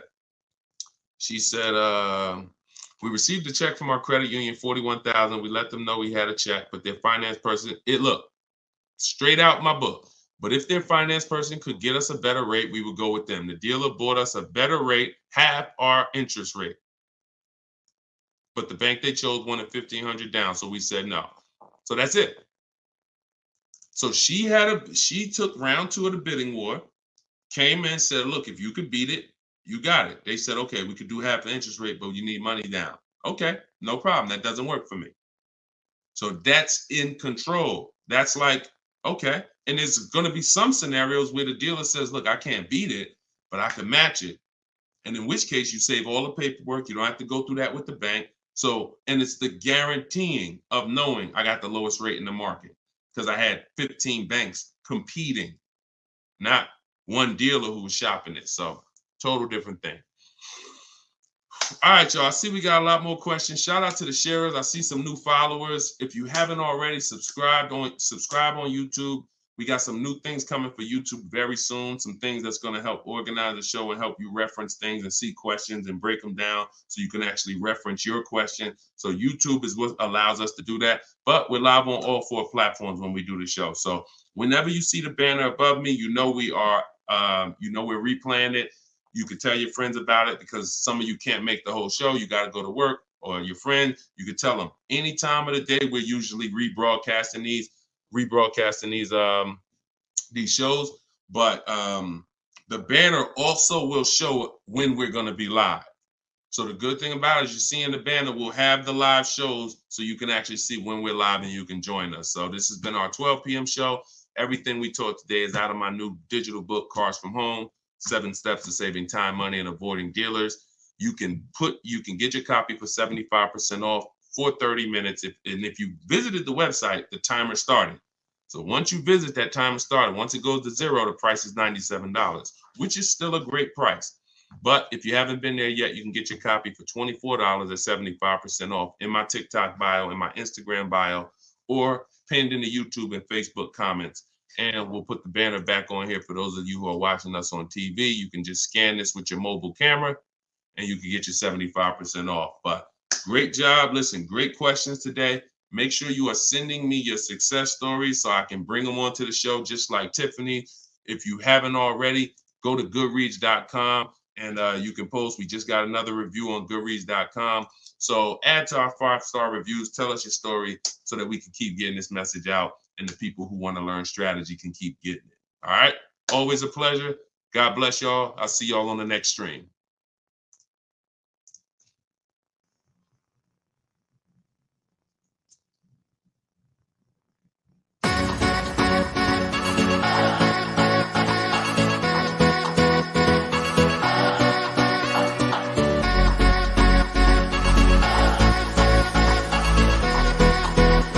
The worst possible thing you could say when you walk into a car dealership. I spent 5 years with Mercedes-Benz, 5 with General Motors, and the worst thing a person could say when they walk in is, if you could just get me to this payment, we got a deal.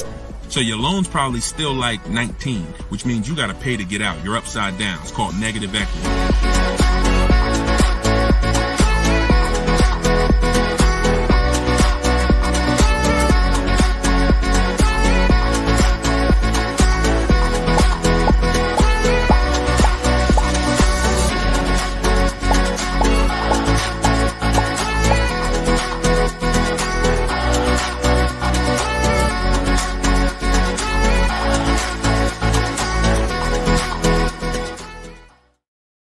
What's up, everybody? Welcome back to Car Shopping Questions and Answers. I'm your host, Deshone the Auto Advisor. This is episode 12, and we do these live shows to make sure that those who are committed to financial literacy get the insider strategies they need to get below market car deals.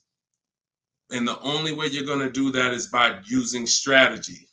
So that is what we teach here. I am all about giving you the simple strategies you need to sit at home and let dealers bid for your business, let banks bid for your business, and let people bid for the cars that you're going to sell, not trade. And that's what we do here. So for those of you who don't know me, my name is Deshone the Auto Advisor. I spent 14 years in the car business. And since 2020, my mission has been to create smarter car shoppers, buyers, and owners. So if this is your first time ever seeing us on a broadcast, could you type the number 1? What's going on, Lisa Jane? Good to see you. I appreciate it. Hey, you're the best. I appreciate it. Listen, you keep using what I'm teaching, you're the best. I just love people who are committed to their money, because the wolves, the 80% of car salespeople who you deal with every day, and you don't know how to find the best car salespeople to deal with, those people are committed to their money. One thing about the wolves and the sharks is they are committed to making their 15, 20, 25, 30 grand a month, and they do not care who gets in the way. When you walk in, you're a casualty of war if you don't know what you're doing. So that's what we do here. So you guys can start typing your questions. I do have my man Dolan in the back moderating. He's going to bring your questions into the show. And if you're watching and you see the banners, that means this is a rebroadcast. But if you don't see the banners, we're live. And right now we're live. This is our Wednesday, 7 p.m. live stream. Okay, so once we get a couple questions, my man Dolan will bring the first one in.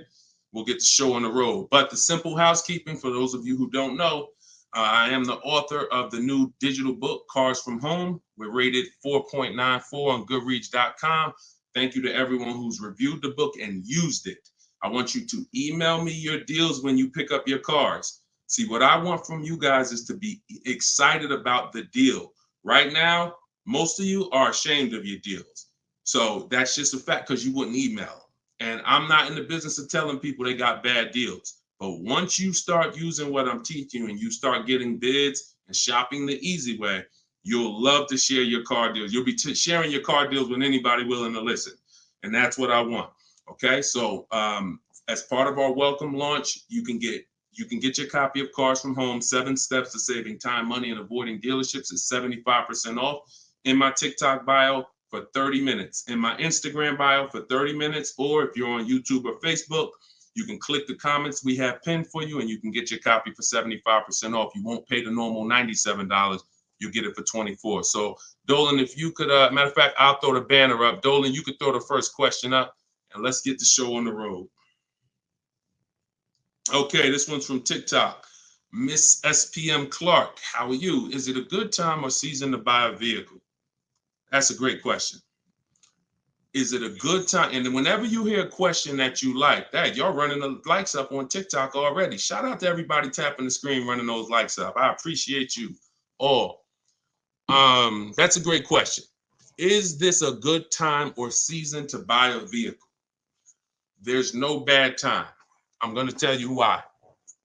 What you're depending on is to be positioned to find a dealer who really wants to move a vehicle. Now, 80% of dealers are overpriced. I'm going to continue to say that. Now, the reason I know that is because since 2021, I've worked with 1,600 people in my coaching program and probably another 5,000, 6,000 that have my book already. I know the data. When we're looking at offers, 80% are overpriced. So you need to know that 80% of the dealers that you're dealing with, 80% of the dealers in this country, if you're driving down the highway, 80% of the dealers are overpriced. They don't all have the same prices. I know you may have been taught that, oh, every dealer is the same. They're all different. They're all competing against each other. So you now use that to your advantage. Marketing tells you when does the marketing tell you is the best time to buy a car? We got a good number of people on here already. Make sure you stay by your keyboards because if this is your first time on the show, you'll see we ask questions and then I need you guys typing fast so that we can keep the dialogue going fast. When does the marketing tell you the best time to buy a car is? Okay. Brighten up my light while y'all do that. Hold on. I'll be looking at your answers. Okay. New year. Yep. New cars. Okay. When cars come out. Okay. End of the year after September. Okay. End of the year. I see you, Jamie, on Instagram. Okay. So that's the busiest week of the year. You go into any car dealership, it's a zoo. Now imagine that. I want you to put yourself in the car dealer's shoes. If you knew that you had customers trained so well that by that last week of the year, the place was going to be a carnival. And that's the end of the month is like that too. Holiday, President's Day is like that too. But here's what I want you to think about, because that's just a myth. There's no better deals. So there's some people that are buying cars during the holidays overpaying for them. Because here's the thing, you got a line of people behind you. If you're at home shopping, that's different. But if you're in the dealership, think about it. You got a line of people behind you, 10 people. So when the salesman's talking to you, it's like, I don't even have a lot of time, right? Salesman doesn't have a lot of time to talk to you. Listen, Bernard, listen, man, I'm making you a good offer. You see the place is packed, man. You know, I would take it if I was you, but you know, we really don't have the time. You know, if you wanna think about it, you're more than welcome. There's no guarantee the car is gonna be here when you come back. Psychology working all against you. I told you, if you've been on the stream before, you know the name, that you winning is not the important part in a car dealership. It's making you think you're winning. So when you want to be in a car, this is when you want to be shopping 3 months before you need to have a car. And I'm going to tell you why. If the place is a carnival, there's no reason to give cars away. There's no reason. Why do I want to do a big sale? Why do I want to discount the cars if the place is packed? There's 3 customers for every car that I have. It's a marketing game.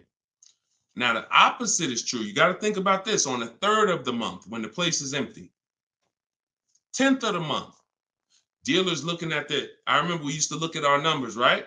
Because everyone makes you think dealers only think about their numbers at the end of the month.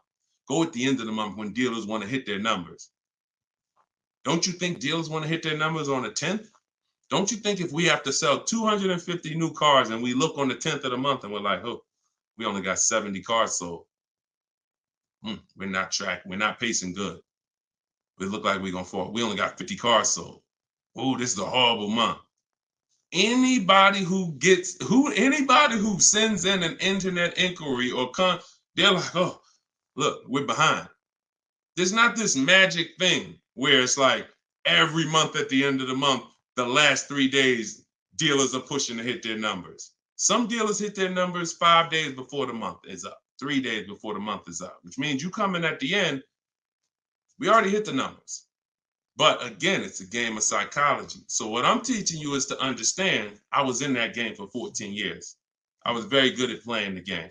Now, I'm not going to lie. I wasn't a person who lied. Anybody who knows me from New Jersey knows anytime, the way you guys see Deshone, there's a couple people who, since, we've gotten over 2 million followers now across all these platforms. So God has blessed me.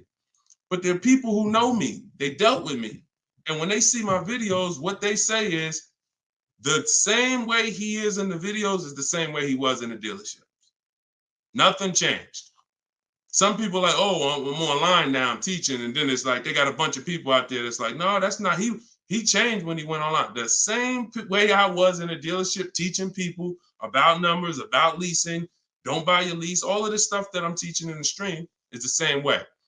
So the game of psychology is what you have to stop falling for. Stop looking at marketing, and now you have to look at what does make sense. That's being in the market 3 months before you need a car. I'm gonna tell you why.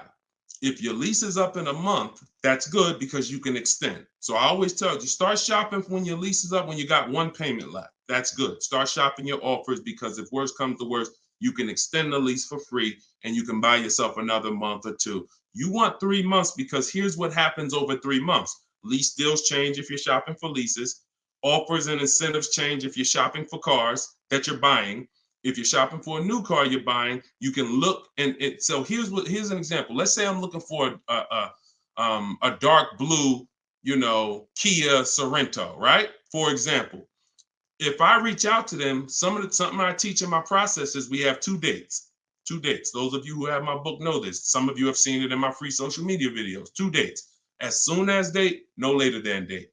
As soon as date is the soonest you can say yes to an offer. That's the soonest you should be looking at offers. You shouldn't be looking at offers if you can't say yes to it yet. Wasting time. Then the second date is the no later than date. That's our deadline. So the time between there, I like to see 3 months because when you reach out to a dealer, one of the things in my template in my book, one of the things you should say if you're talking to a dealer is, I can make a deal today, but I don't need a car until December, whatever. Whenever that is, in the summer, whatever.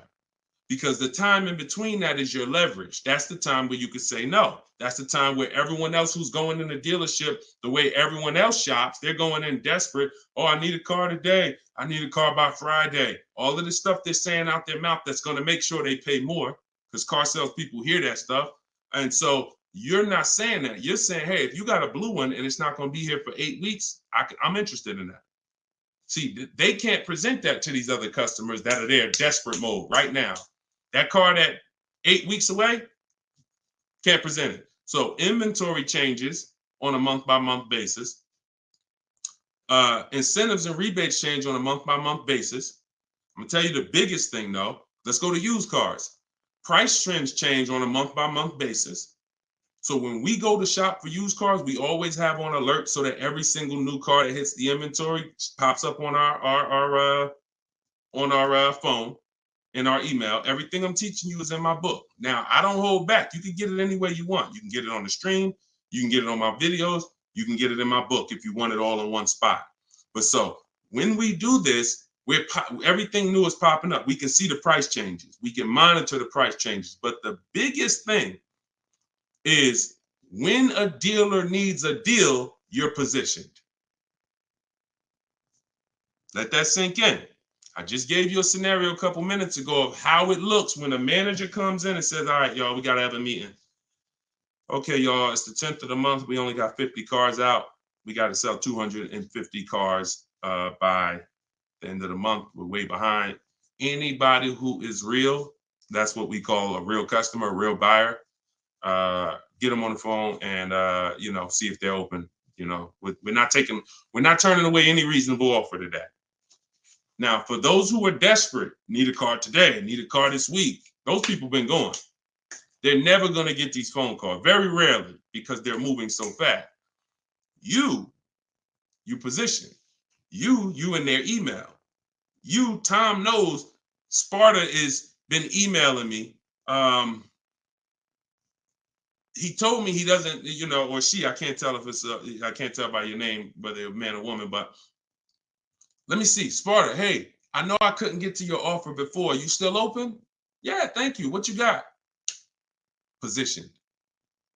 So you can't do that when you're desperate and when you're shopping. Now, if you're in an emergency, understood. You totaled your car, you need a car in 2 weeks, understood. We got plenty of people who get in, use my stuff, they get their car in 2 days, they get their car in. That's why my biggest thing is teaching you the strategies you need to get below market deals in 48 hours. But the benefits of having time can't be measured. The benefit of being able to look at deals, have dealers call you. I had one of my people who listened to me.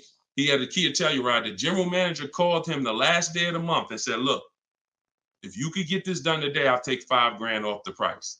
That's the one he ended up going with. His name is Wendell.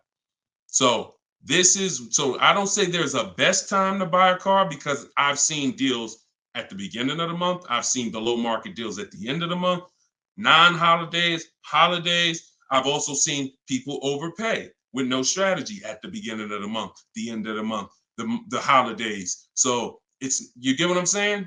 Y'all understand that? It's all about being positioned. And if you can be positioned, you'll find that you'll love getting those calls and those emails. Like, man, all of those people, when I reached out to them, they act like they didn't want to do a deal or they couldn't get to my number. Don't worry. 2 years ago, I was shopping for my mother's Mazda CX-5. I reached out in October for the offers. I looked at the offers, didn't like them. Then I reached out in November. Same salespeople. They knew me. They know I'm serious. But hey, I didn't like the offers last month. Didn't like the offers in November. December, guy calls me or emails me, Deshone, I got this car. Let me know if it'll work for your mother. I think I can get to your number on this. Saw the car? Yep, car works. That's the one we ended up getting. Strategy. All right, that's how I want y'all moving. Go ahead, Dolan. Next question. This one's Lisa Jane from TikTok. How are you? And we are live, y'all. This is our Wednesday, 7 p.m. live stream. So if you don't see the banner, that means we're live. If you see the banner, that means you're watching the replay. People watch the replays all throughout the week, so people get value out of replays. But if you are not seeing the banner, that means we're live. So ask your questions. Time to turn in my lease. I'm already over the sales guys, not sure how to start. First thing you're going to do, sounds like you've decided you're going to lease again. So that would be the most important question. That's always the first question because that's the foundation of your deal. Leasing versus purchasing. I always say, if you've been on a show before, you can't get a great deal if you purchase, but you should have leased. Impossible. So once you decide that, now we're going to do an equity assessment. So we are no longer, Lisa, going to turn in who's dropped off a lease to a dealer at any time in their life. Type 1. You had a lease, you've just dropped it off or returned it to the dealer. And what you're going to see now is you're getting a lot of dealers that say, we're a lease return center. Bring your lease in. We'll ground your lease for you. Even sometimes it's not even their brand. They sell Hondas and they'll say, hey, bring any lease and we'll return it. The reason they're doing that is because they're going to do an equity assessment. So the reason why right after you decide whether you're leasing or buying, that's my process is 7 steps. That's why my book is called Cars from Home, 7 Steps to Saving Time, Money, and Avoiding Dealerships. Step 7 is delivery. That's the end. But the first step is lease versus buy, 8-year rule. Second step is equity assessment because you need to understand that every time you give your car to a dealership, either dropping it off on lease or you trade, they're assessing your equity. They're assessing the position of what the vehicle is worth on the market. We do that. We never let the dealer do that before we do that. And the only way we do that, we don't use Blue Book, we don't use Black Book, we don't use any algorithm sites. We have a huge advantage with cars we don't have with houses. That's we could get offers. We can get real offers. Imagine being able to, at any time, if you're a homeowner, literally get no obligation offers on your home. You could just put your home, you could just go to buyers and say, here, this is the kind of house I got, and you could get multiple offers. Hey, I'll pay this for it, I'll pay this for it, I'll pay this for it. That'd be amazing, but you can't. So all they have with homes is algorithms, Zillow, Zestimates, and all of that. With cars, we can get real offers from the people who compete to buy cars. And this is our first step before we budget, before we think about what car we want, before shopping, we are doing an equity assessment. So what that looks like, Jane, is Lisa, is you're going to call your leasing company and you're going to get the payoff. There's two types of payoffs, a customer payoff, a dealer payoff. Depending on the brand, sometimes they're the same, sometimes they're different. Sometimes the dealers don't have to pay taxes. And so it depends. There's no hard rule, but you're going to get the customer payoff. Customer payoff, then you're going to ask them if you, that step is the same for everyone, whether you own a car, you lease a car, doesn't matter. Only people who don't have to do that is if you have a paid off car. You skip that step and you go right to the next step. But if you have a lease, you're going to ask an additional question. Do I have a third party restriction? If you don't have a third party restriction, you can sell to the highest online bidder. The bidders that we're going to get, if you own your car outright, you can sell to the highest online bidder. You have a lease with no third party restriction, you can sell to the highest online bidder. If you have a finance car with a bank loan on it, you can sell to the highest online bidder. The only people who can't sell to the highest online bidder are leases with third-party restrictions. So you're still going to go and get the offers from the online bidders because you want to know a roundabout of what the car is worth. So we're going to go to CarMax. We're going to go to Drive. We get 6 offers. This is the equity assessment laid out in my book, step 2. When you do this, you're getting CarMax offers, Driveway offers, Carvana offer, Kelly's Blue Book Instant Cash offer, AutoNation Sell My Car, and Car Guru Sell My Car. When you get to the point where if you lease, just pay attention. See, there's a lot of detail. This is why I say when y'all are trying to look through all my social media videos, you don't realize what things are applicable to you and which are not. So I'm talking to 4 different types of people right now. People who, all of you should be doing an equity assessment. People who have a car that's owned outright. People that has a car with a loan on it. People that has a lease, no third-party restriction. People who have a lease with a third-party restriction. So you have to take the nuances and say, all right, that part was for people with third-party restriction. This part is not. I don't have a third-party. So when you call and you get a third-party restriction, you need to take a different route to sell. But everyone's going to get those 6 offers. Everyone. Shout out to y'all tapping the screen, running the likes up. And shout out to the sharers. Thank you to everybody that shares the broadcast. It means a lot. Tag your closest friend. So now you get those 6 offers. If you have a lease, whenever you're on those websites, it's going to ask you, is the car owned, financed, or leased? You want to put owned. Do not put lease because it triggers something in their website where it thinks every lease has a third-party restriction and they may not give you an offer. So don't do that. Now, once you get those offers, you can sell to the highest bidder. Now, if you have a third-party restriction, we're going to take those offers. We're going to kind of see where those offers are, kind of get an estimate, and now we're going to go and sell that car to a used car, to a brand. Let me explain it like this. If you have a BMW, you can only sell to a BMW dealer. When you have a third-party restriction, you can only sell to a BMW dealer. Now, hundreds of thousands of people around the country, they found out they had a third-party restriction. They bought their cars and resold them. The reason I don't like doing that is because you pay taxes, you pay fees, and that comes out of your profit. So if you were going to make $5,000, you buy your car. By the time you pay the taxes and fees, you wait for the title, you probably won't make anything. But when we sell direct to a dealer by getting bids from multiple BMW dealers, If I have a third-party restriction of Nissan, I'm getting multiple bids from Nissan dealers. And once I get my offers from those dealers, now I'm going to sell to the highest one because dealers don't pay those same fees. Dealers will I don't have to pay the taxes and fees. That doesn't come out of my profit.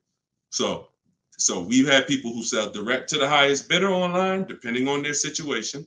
And we have people who, with third-party restrictions, sell to the highest bidder among a local dealership. But we must get bids. Doesn't change. We get bids no matter what. So some people say, Deshone, I use what you teach. I went on those websites. They said they don't buy leases. You didn't do what I told you to do. You put that it was a lease in there, and then no, you don't. No, you have a third-party restriction. We sell to a dealer of the same brand. We get bids from multiple dealers. That's what I'm saying. So it's laid out in my book. If you want the roadmap, if you don't want to try to remember this, TikTok bio, Instagram bio, comment section on YouTube or Facebook, or you can scan the QR code, get your book for 75% off. You won't pay the normal. Hold on one second. Let me turn this off. You won't pay the normal $97. Okay, so that's the equity assessment. When you said, Lisa Jane, I'm not sure how to start, that's the process. Because we never return a lease that has equity. We don't return a lease until we find out that there's no equity. If there's no equity, then we'll drop off the lease and we'll shop for our replacement vehicle. All right, good question. Go ahead, Dolan. Good evening. How do I narrow down the luxury brand of car desired after filling out the shopping sheet? I'm looking at cars. Once you fill out the sheet and you're looking at, you're talking about you're in the step 4 shopping. Val, you're trying to decide what you want. Hold on, let me be clear.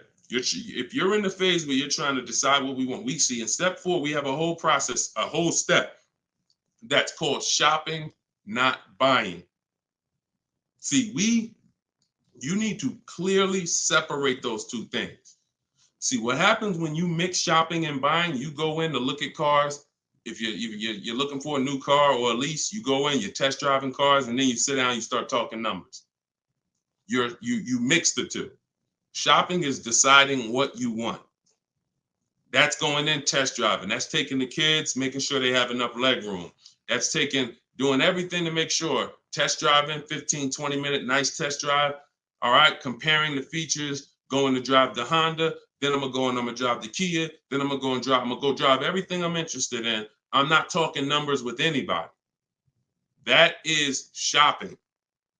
Once you have decided what you want, now we're coming home and all the purchasing is done from here.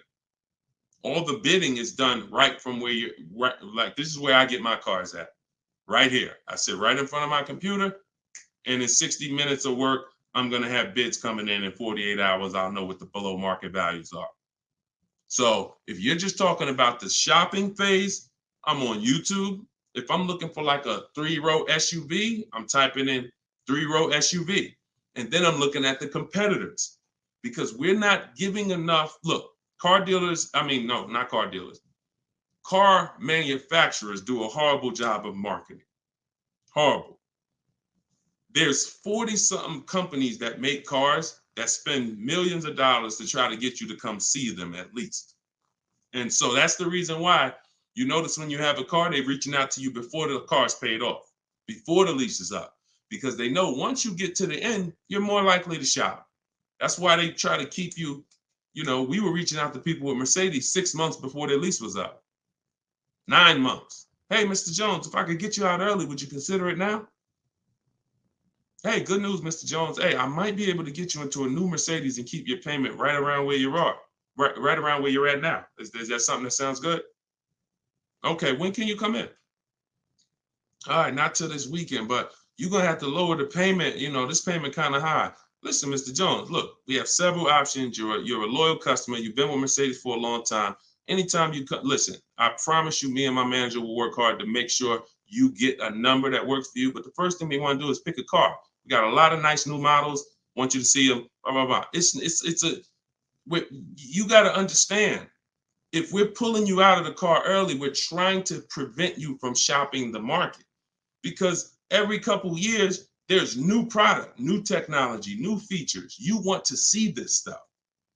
You want to see these cars.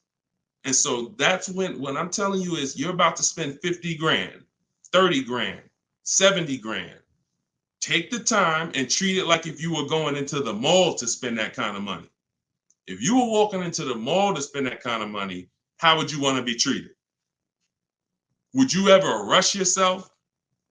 Would you want anyone rushing you to make a decision when you're about to make a $70,000 decision?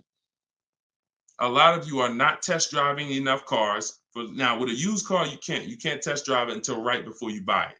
So because every used car drives different. But for those of you leasing and getting new cars, purchasing them, you should be test driving everything that's in the category of a car you want. Everything.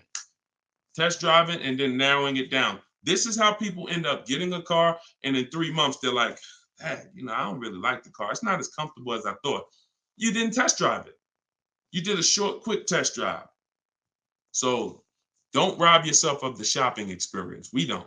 That's why I have a whole step that is only devoted to shopping.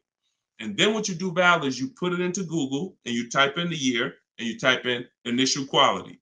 That's going to tell you on that first page what the ratings say. Listen, don't ask your neighbor what they think of the new car. They might love it, but there's 10,000 other people in the country that have that same car. You need to know what is the data saying about that. 10% of those people might be dealing with electrical issues. That's going to show in that initial quality scan on Google. Then you look and you Google reliability. So initial quality's first 90 days, reliability's first 3 years. Everyone who's leasing needs to be typing those two things in. Initial quality, skim the articles, look for any red flags, then do the same thing for reliability. Those of you who are purchasing, you should be doing longevity. And that's going to tell you if the car has transmission problems later on. That's going to tell you what the engine is rated to do. These are 5-minute exercises that will save you from getting a Maserati that's in the shop every 3 months. So that's the shopping process, Val. And don't cheat yourself of it. Don't shortcut it. Take as much time as you need in that part of the process. Because once you decide what you want, getting offers is quick. If you're doing it my way, getting offers is literally 60 minutes. So don't rob yourself of shopping. All right, good question. Go ahead, Dolan. One thing I will not do is sign anything to test drive. If anybody ever, keep that question up. If anybody ever makes you sign something to test drive, first of all, and I have a particular way I set up a test drive.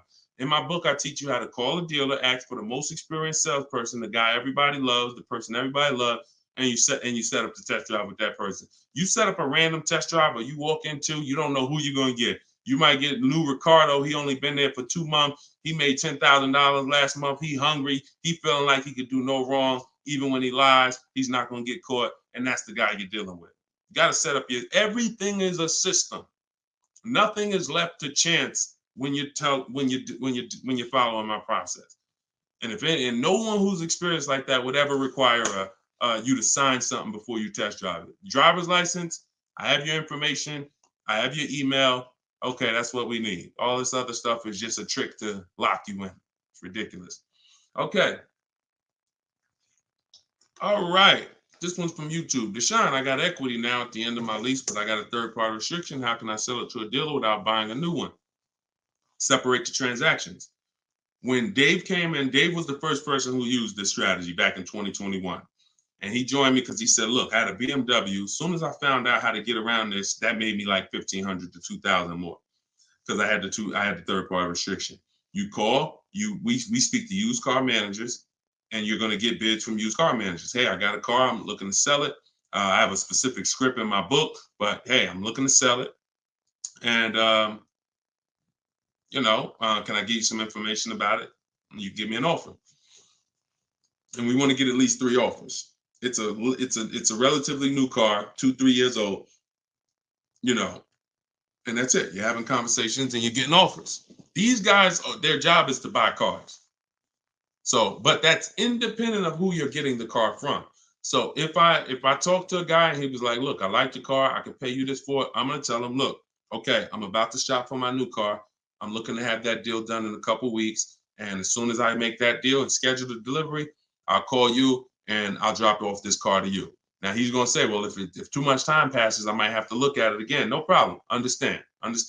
If 2 months pass, then yeah, I would keep in touch with him and be like, hey, I'm still shopping.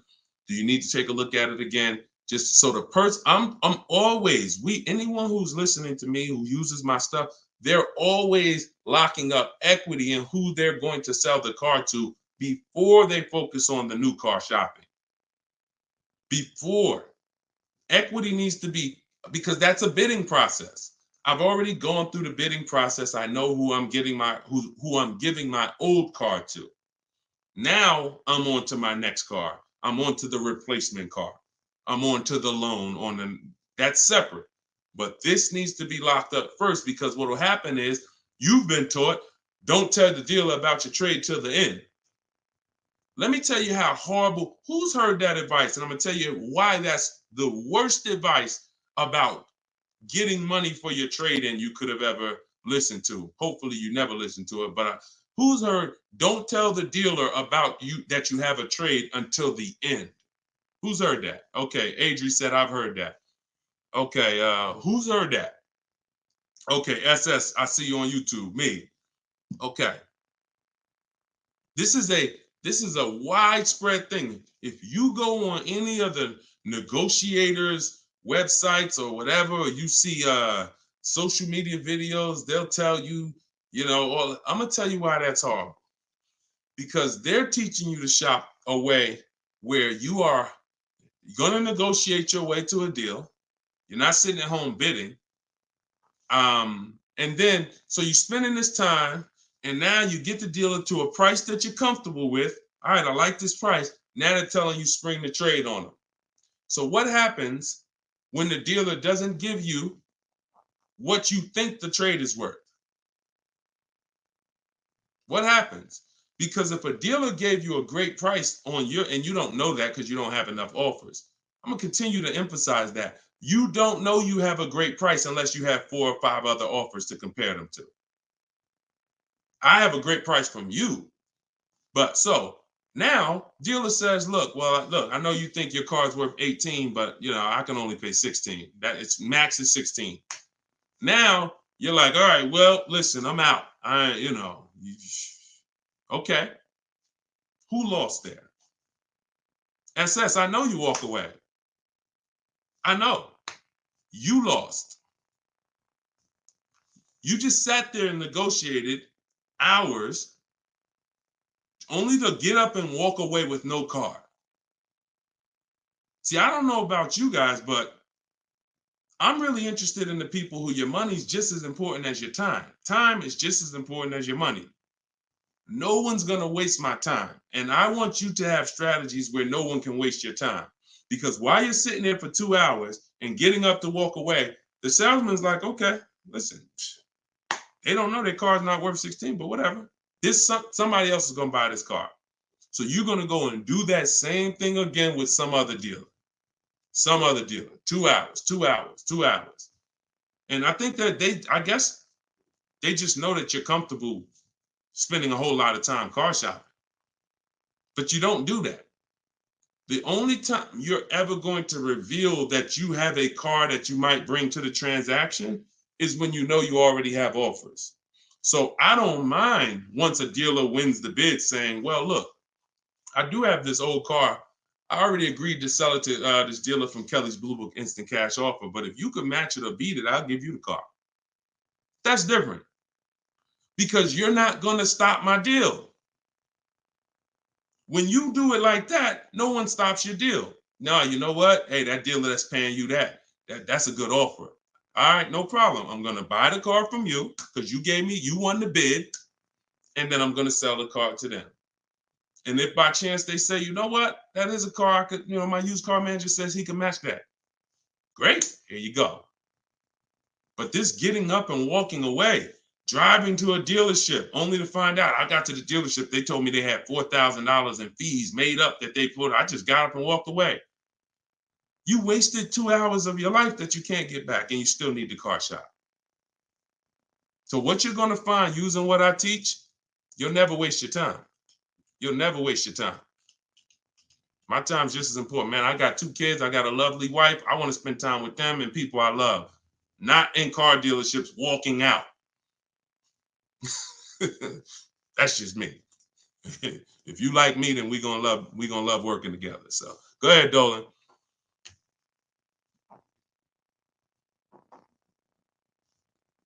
All right. Why is the dealership telling me I have to pay a down payment on a lease? You're only talking to one dealer. That's it.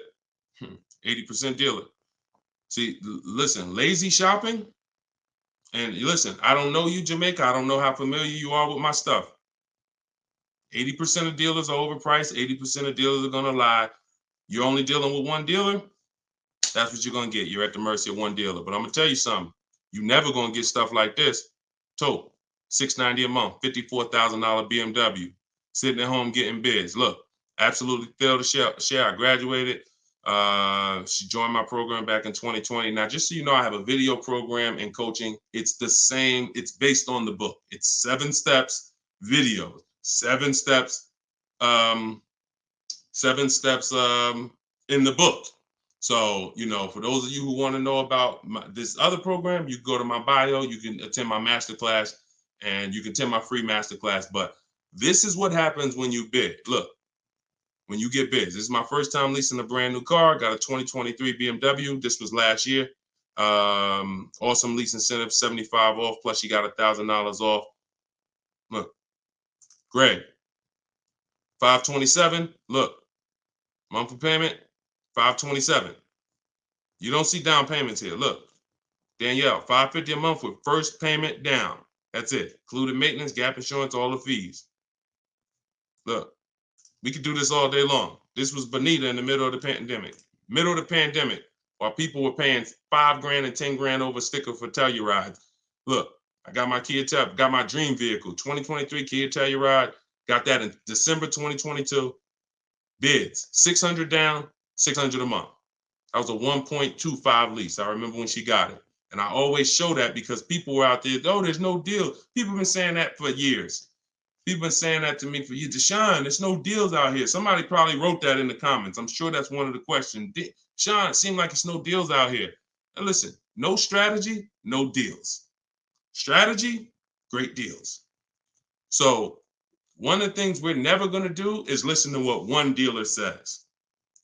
5 dealers, 5 offers. You could do it your way, manually, or you could do it my way. It's up to you. But you get 5 offers because 4 are overpriced. That's the numbers. Okay? And that's how you guarantee when you drive off with a car that you paid the lowest price in the market. You can't guarantee you paid the lowest price in the market when you only got one price. You can't guarantee when you only got 2 prices. Now, somebody who in my book, I teach something called the 25-to-5 strategy. This is for new cars and leases. We connect with 25 dealers online using my templates. You copy and paste. I got all my stuff in there. You just fill in what you want. And then we reach out to, and then out of those 25 dealers, we're shopping all their inventory. So we got a good shot of, out of 25, we got a good shot of 10 of those dealers having a car we'd be interested in. And our goal is to get 5 offers.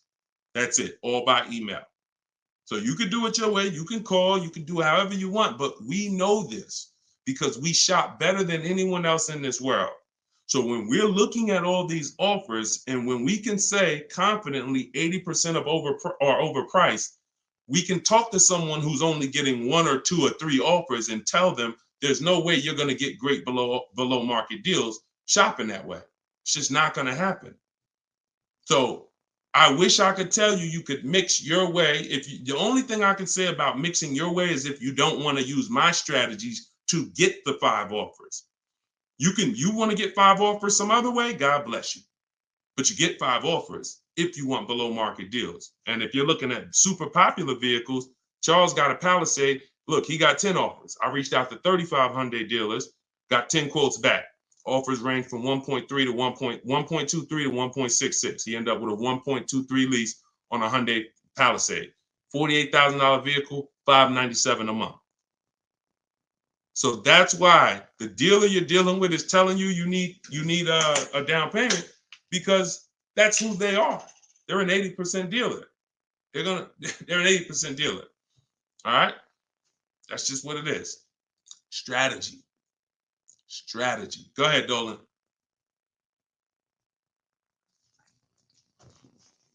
All right. TikTok. Miss Brooklyn. How much is a good price under MSRP? It's going to be different for each car. It's going to be different for each car. There's no way for you to know this. No way for you to know this. Look, Eddie got a Toyota. He got $2,086 under MSRP. You don't know what the bottom is without offers.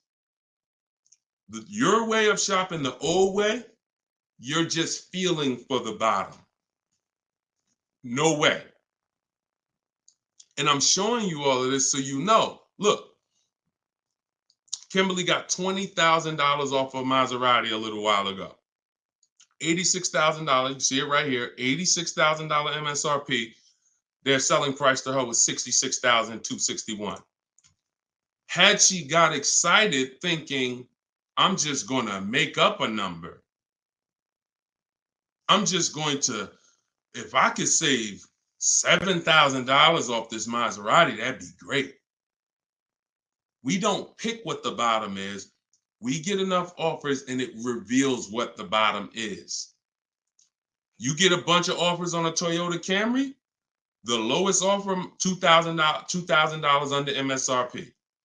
Now, Kimberly, Maserati, that car, 20 grand off. Look, Sean, $20,000 off his F-150 Lightning XLT. Look, MSRP 73, dealer discount 4,900, 15,500. Now, just so y'all know, the 80% dealers are not even going to tell you there's a $15,500 rebate. So don't think he was just looking at a bunch of offers and everyone had a $15,000 rebate. Some people tell you, okay, there's $7,500 in rebates. Some people tell you it's $2,000 in rebates. If you're sitting in front of them, what do they have to tell you that for if you don't have, you're not going to shop. The statistics show, unfortunately, average people are going to shop 2 dealers. That's statistics. That's something that we're trained on. 2 dealers. So if you're going to shop 2 dealers and you're going to shop like the average person, why the heck am I going to tell you there's a $15,000 rebate on this vehicle when you're sitting in front of me and we just negotiate? That's what you're going to get. So it's no way for you to predict where the bottom is. Look, there's no way. Look, this is Tiffany. Tiffany sent me this the other day. She used my book. She got a $44,000 CX90 Mazda 2024, $6,530 off. Look, you see it up at the top. Believe we got a good deal from what we learned from the rest of the book. This is a bid. Now, I'm going to tell you, I don't care how big the discount is. If it's from one dealer, that's not enough. Because again, the discount could look amazing.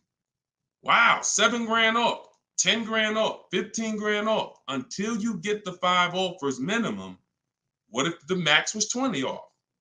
What if the max was 25 off? I told you, I sold a Maybach when I was working for Mercedes-Benz. It had a $20,000 rebate. If a person was getting bids for the Maybach, they would have saw that they could probably save 30, 40 grand off a Maybach at that time when they were running a $20,000 rebate. But if they came in and the dealer said, all right, look, I'll give you 15 grand off. If they thought, okay, that sounds good.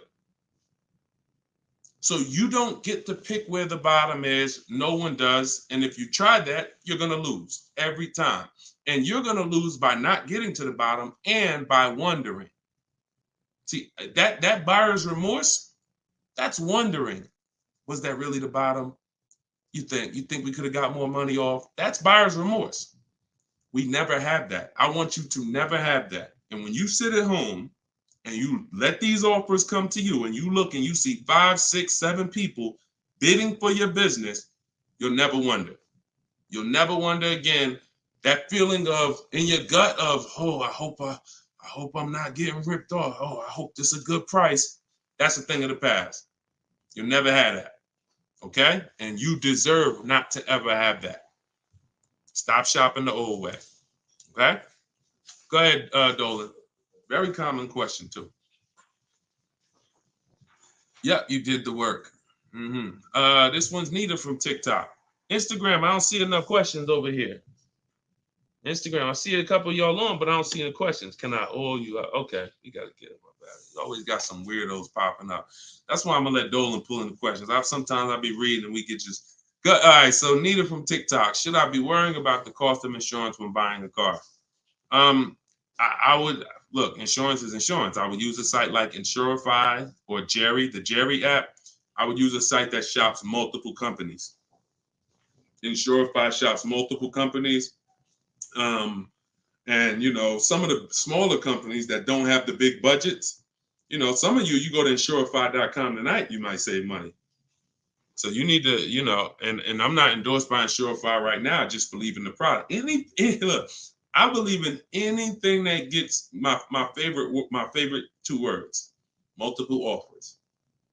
Because that's how we buy everything else. That's how we buy TVs, that's how we buy electronics, that's how we buy groceries. You go in, you want some potato chips, you got 30, 40 companies competing.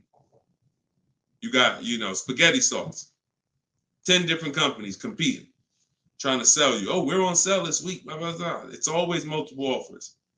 So any tool that gets multiple offers, I love it.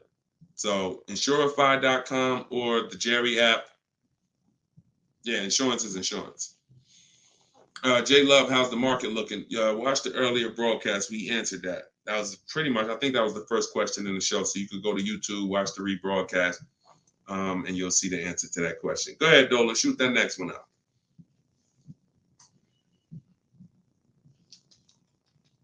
Okay, what is a third-party offers? What is a third-party restriction? Third-party restriction is a restriction in your lease contract that says you cannot sell direct to a used car buyer other than a dealership of the same brand. So we get bids from Carvana, CarMax, Driveway, Kelly's Blue Book Instant Cash Offer, Car Gurus, and AutoNation. 3 of those offers are from local dealers. 3 of those offers are from online car buyers. And they cut a check same day. Simple process. They compete. Third-party restriction means you can't sell direct to them. You would have to buy the car and resell it. We don't do that. We sell to a dealer of the same brand. We get bids from a dealer of the same brand. So that's what a third-party restriction is, and that's how we handle those. All right. Go ahead, Dolan. Everything I'm teaching for those who just came on is in my new digital book. It's called Car Shopping. Well, it used to be called Car Shopping for people that hate car shopping. Now it's just Cars from Home. 7 steps to saving time, money, and avoiding dealerships. So for those of you who want the same results that you're seeing from all these people, if you want those below market deals to be your below market deals, and you get the roadmap, you get the guide, it's a step-by-step blueprint.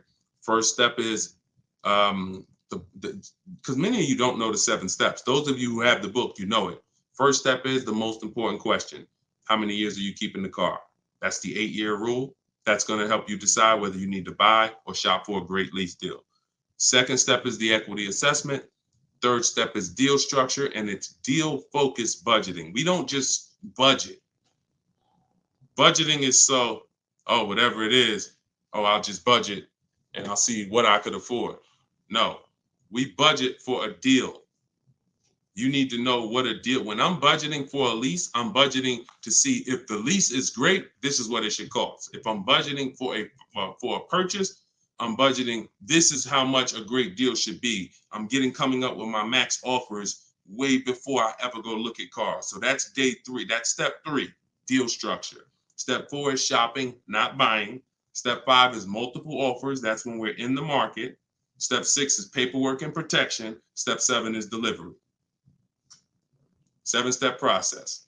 So everything is in there step by step. You can get your copy for 75% off as part of our book launch. It's in my TikTok bio, in my Instagram bio, or if you're on Facebook or YouTube, it's in the comment section, or you can scan the QR code on the screen. If you're watching us on TV, you can scan that QR code with your camera to get your copy. Be in your inbox in 5 minutes. Okay, this is Wes from Facebook. How do you feel about vehicles that are well over MSRP? Don't. See, I mean, if you guys can't see that you need help, because the language you're using is really desperate language.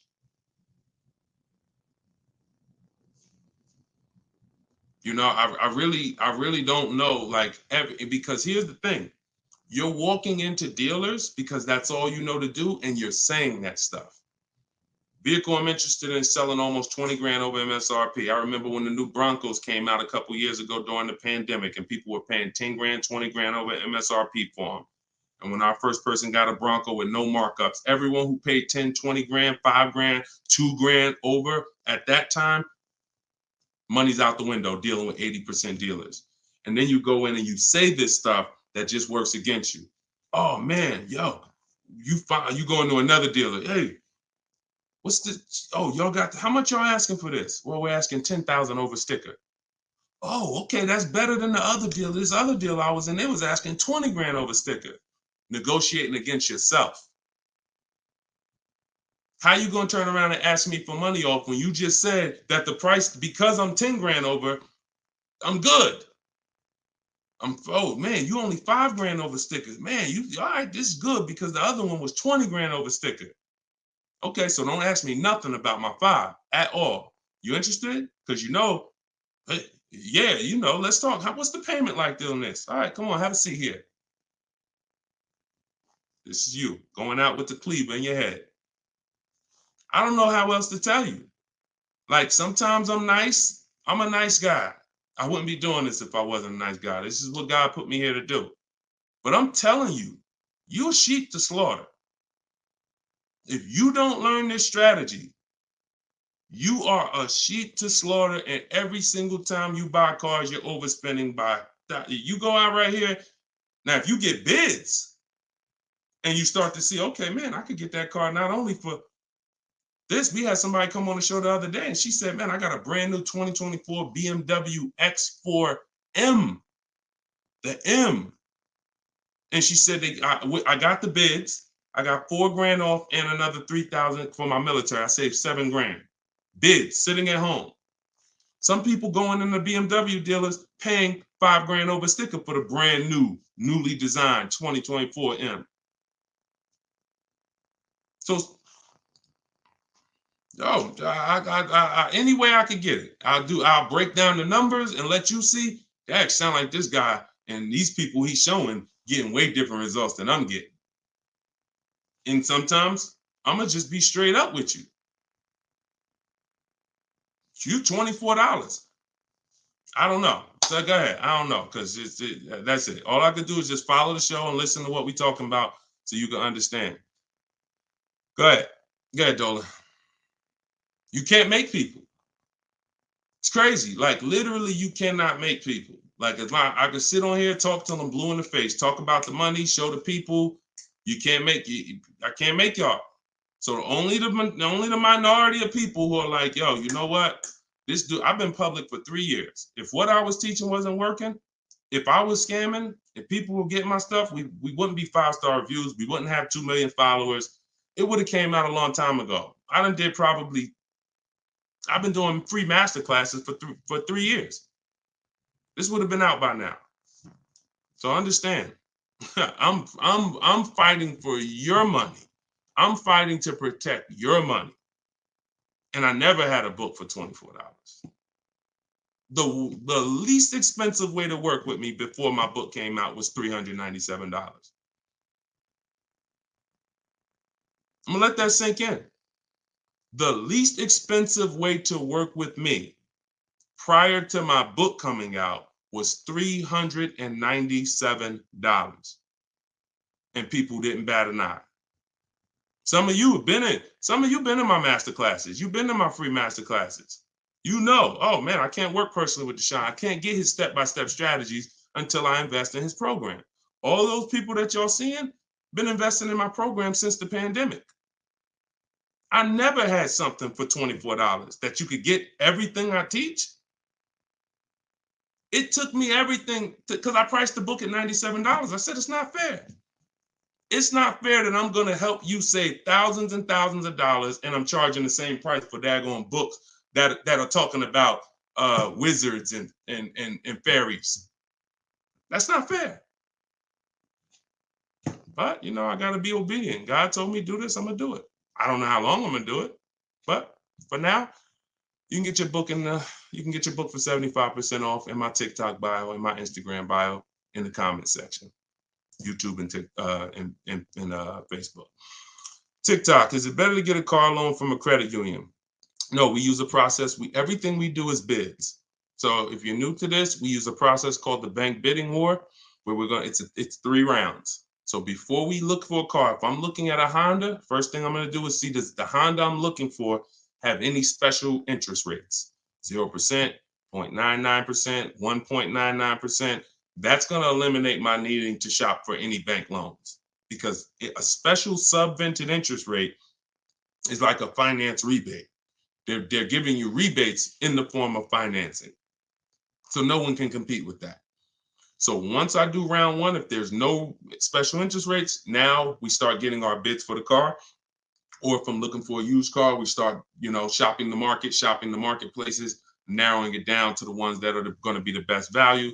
And then once we see who wins the bid, we find our car, we lock up that car, and then we go and we start round 2 of the bank bidding war, which is going to be our credit union, our banks, online lenders, going online and letting everyone access our credit with a hard pull.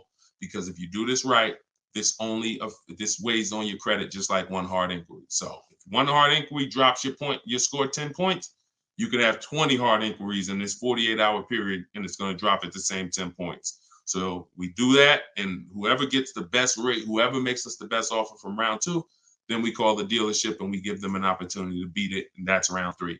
The dealers have 7, 10, 15 banks. Any of their banks can beat it. That's the bank bidding war. Everything we do is a bid. There's no price assurance shopping the old way.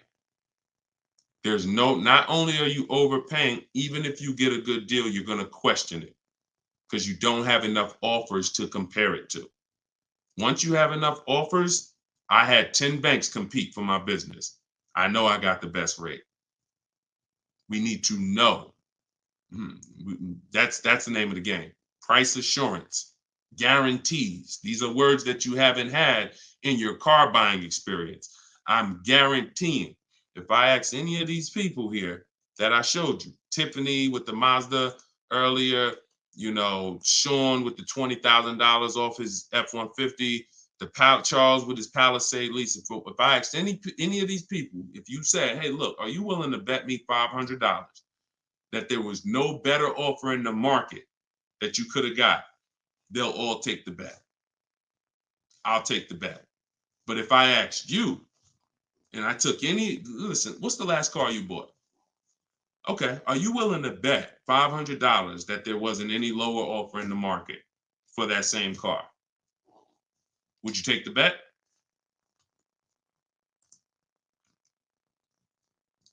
No price assurance. No price assurance. Price assurance only comes through multiple bids, multiple offers.